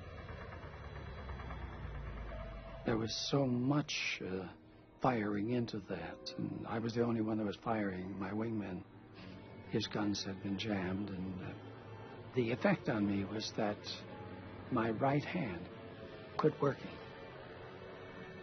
And I was on the way home, and I couldn't grip with that hand. So I had to put my left hand over on top of the stick to maintain it and go and land with that.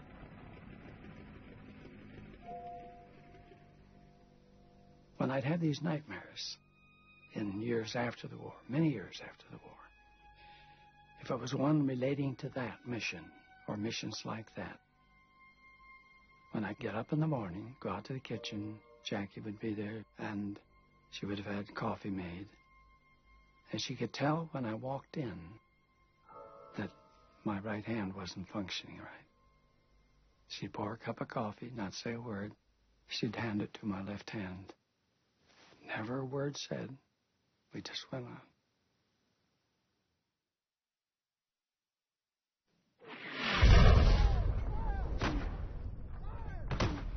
A soldier's letter I was reading recently is an answer to his mother's letter.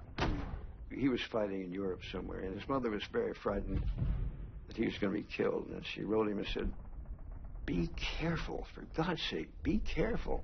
And he said, "You can't be careful. You can only be lucky." Absolutely true. There's no way whatever to escape it by technique or care or attitude or fast movement or by athletic skills and so on. You're just lucky. The shell hits somebody who is not yourself.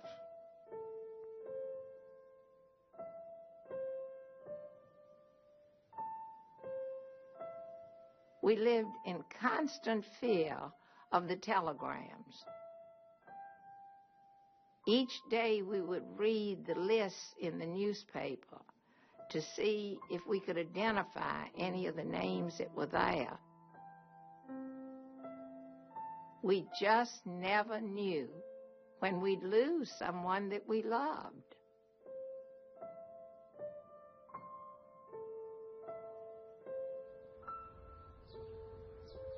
During the war, it was kind of surreal. We never saw anybody die. We never saw anybody maimed or wounded or anything like that. What amounted to a surrealistic feeling about the war came to an end one day when our neighbors put a gold star in the window and pulled all the blinds down. Their oldest son had been killed in Italy. In Sacramento in those days, the way you dealt with something like that was pulling all the shades down and never coming out of the house. And so every time you walked past that house, the whole idea of death was brought home to you because of the shades drawn and the gold star in the window.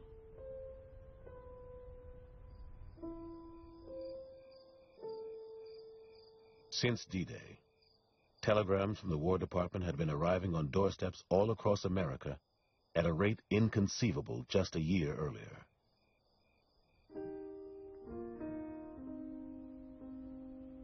Mrs. Augusta Nyland of Tonawanda, New York, received 3 of them. One son had died on Omaha Beach, a second at Saint-Mary-Glise. A third was missing in action in Burma. A fourth son would be pulled out of the line so that at least one of her boys was sure to survive the war.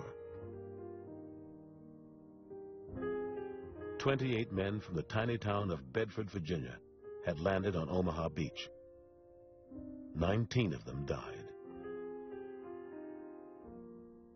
3 more died fighting in Normandy.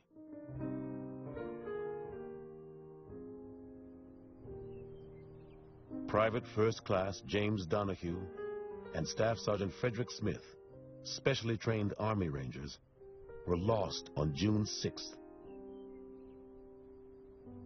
The first of 10 boys from Waterbury, Connecticut, who would be buried in Normandy. Here is one of life's tragedies.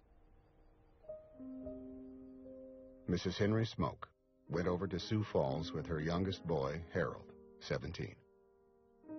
It wasn't a shopping expedition or a long-planned day of fun. She had gone with her youngest son to give her consent to his joining the Navy.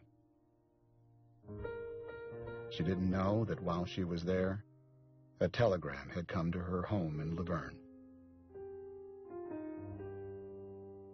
telling her of the death of her son in France. Private First Class Herman Smoke.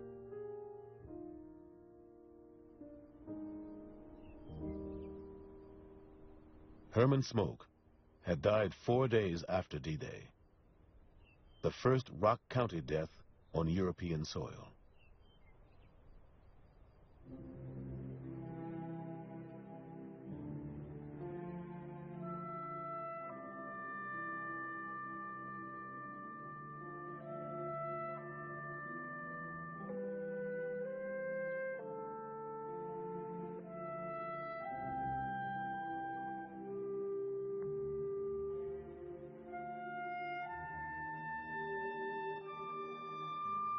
All across France, the Germans were in full retreat.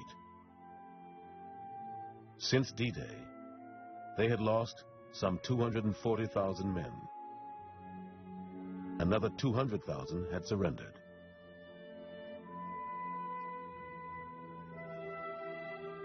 Allied casualties were terrible too.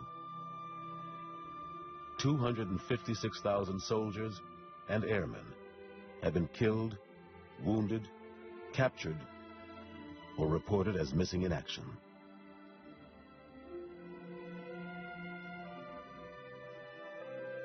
At least 19,000 French civilians had died as well.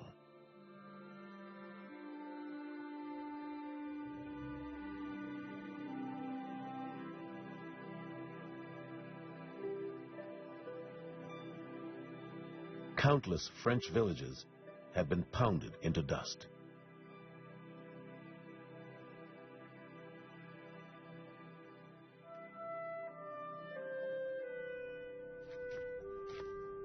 But most of France was free.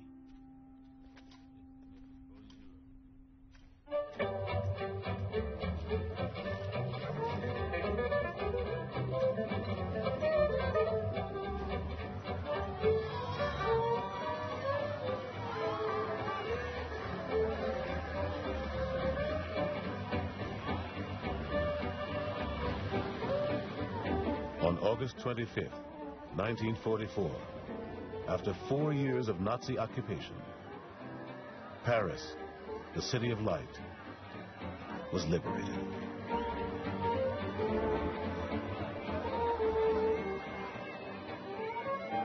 I, Ollie Stewart, of sound mind and fairly sober character, do solemnly give my word that I have never been kissed so much in all my life. Almost every woman I meet on the street stops and kisses me on both cheeks. It is a beautiful custom.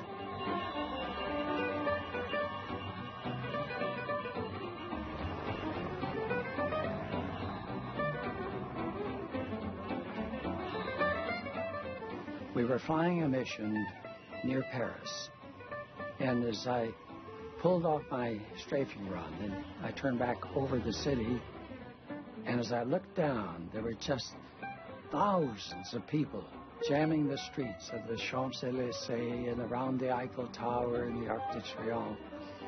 And I realized that I was seeing something that was basically the culmination of why we were there.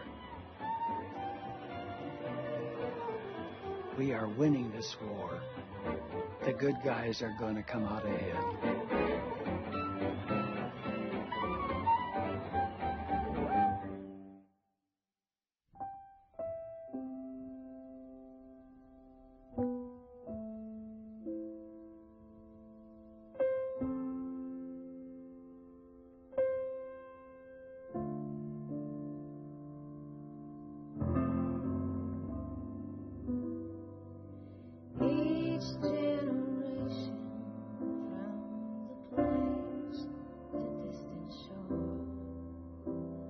The gifts they were given were determined to leave more.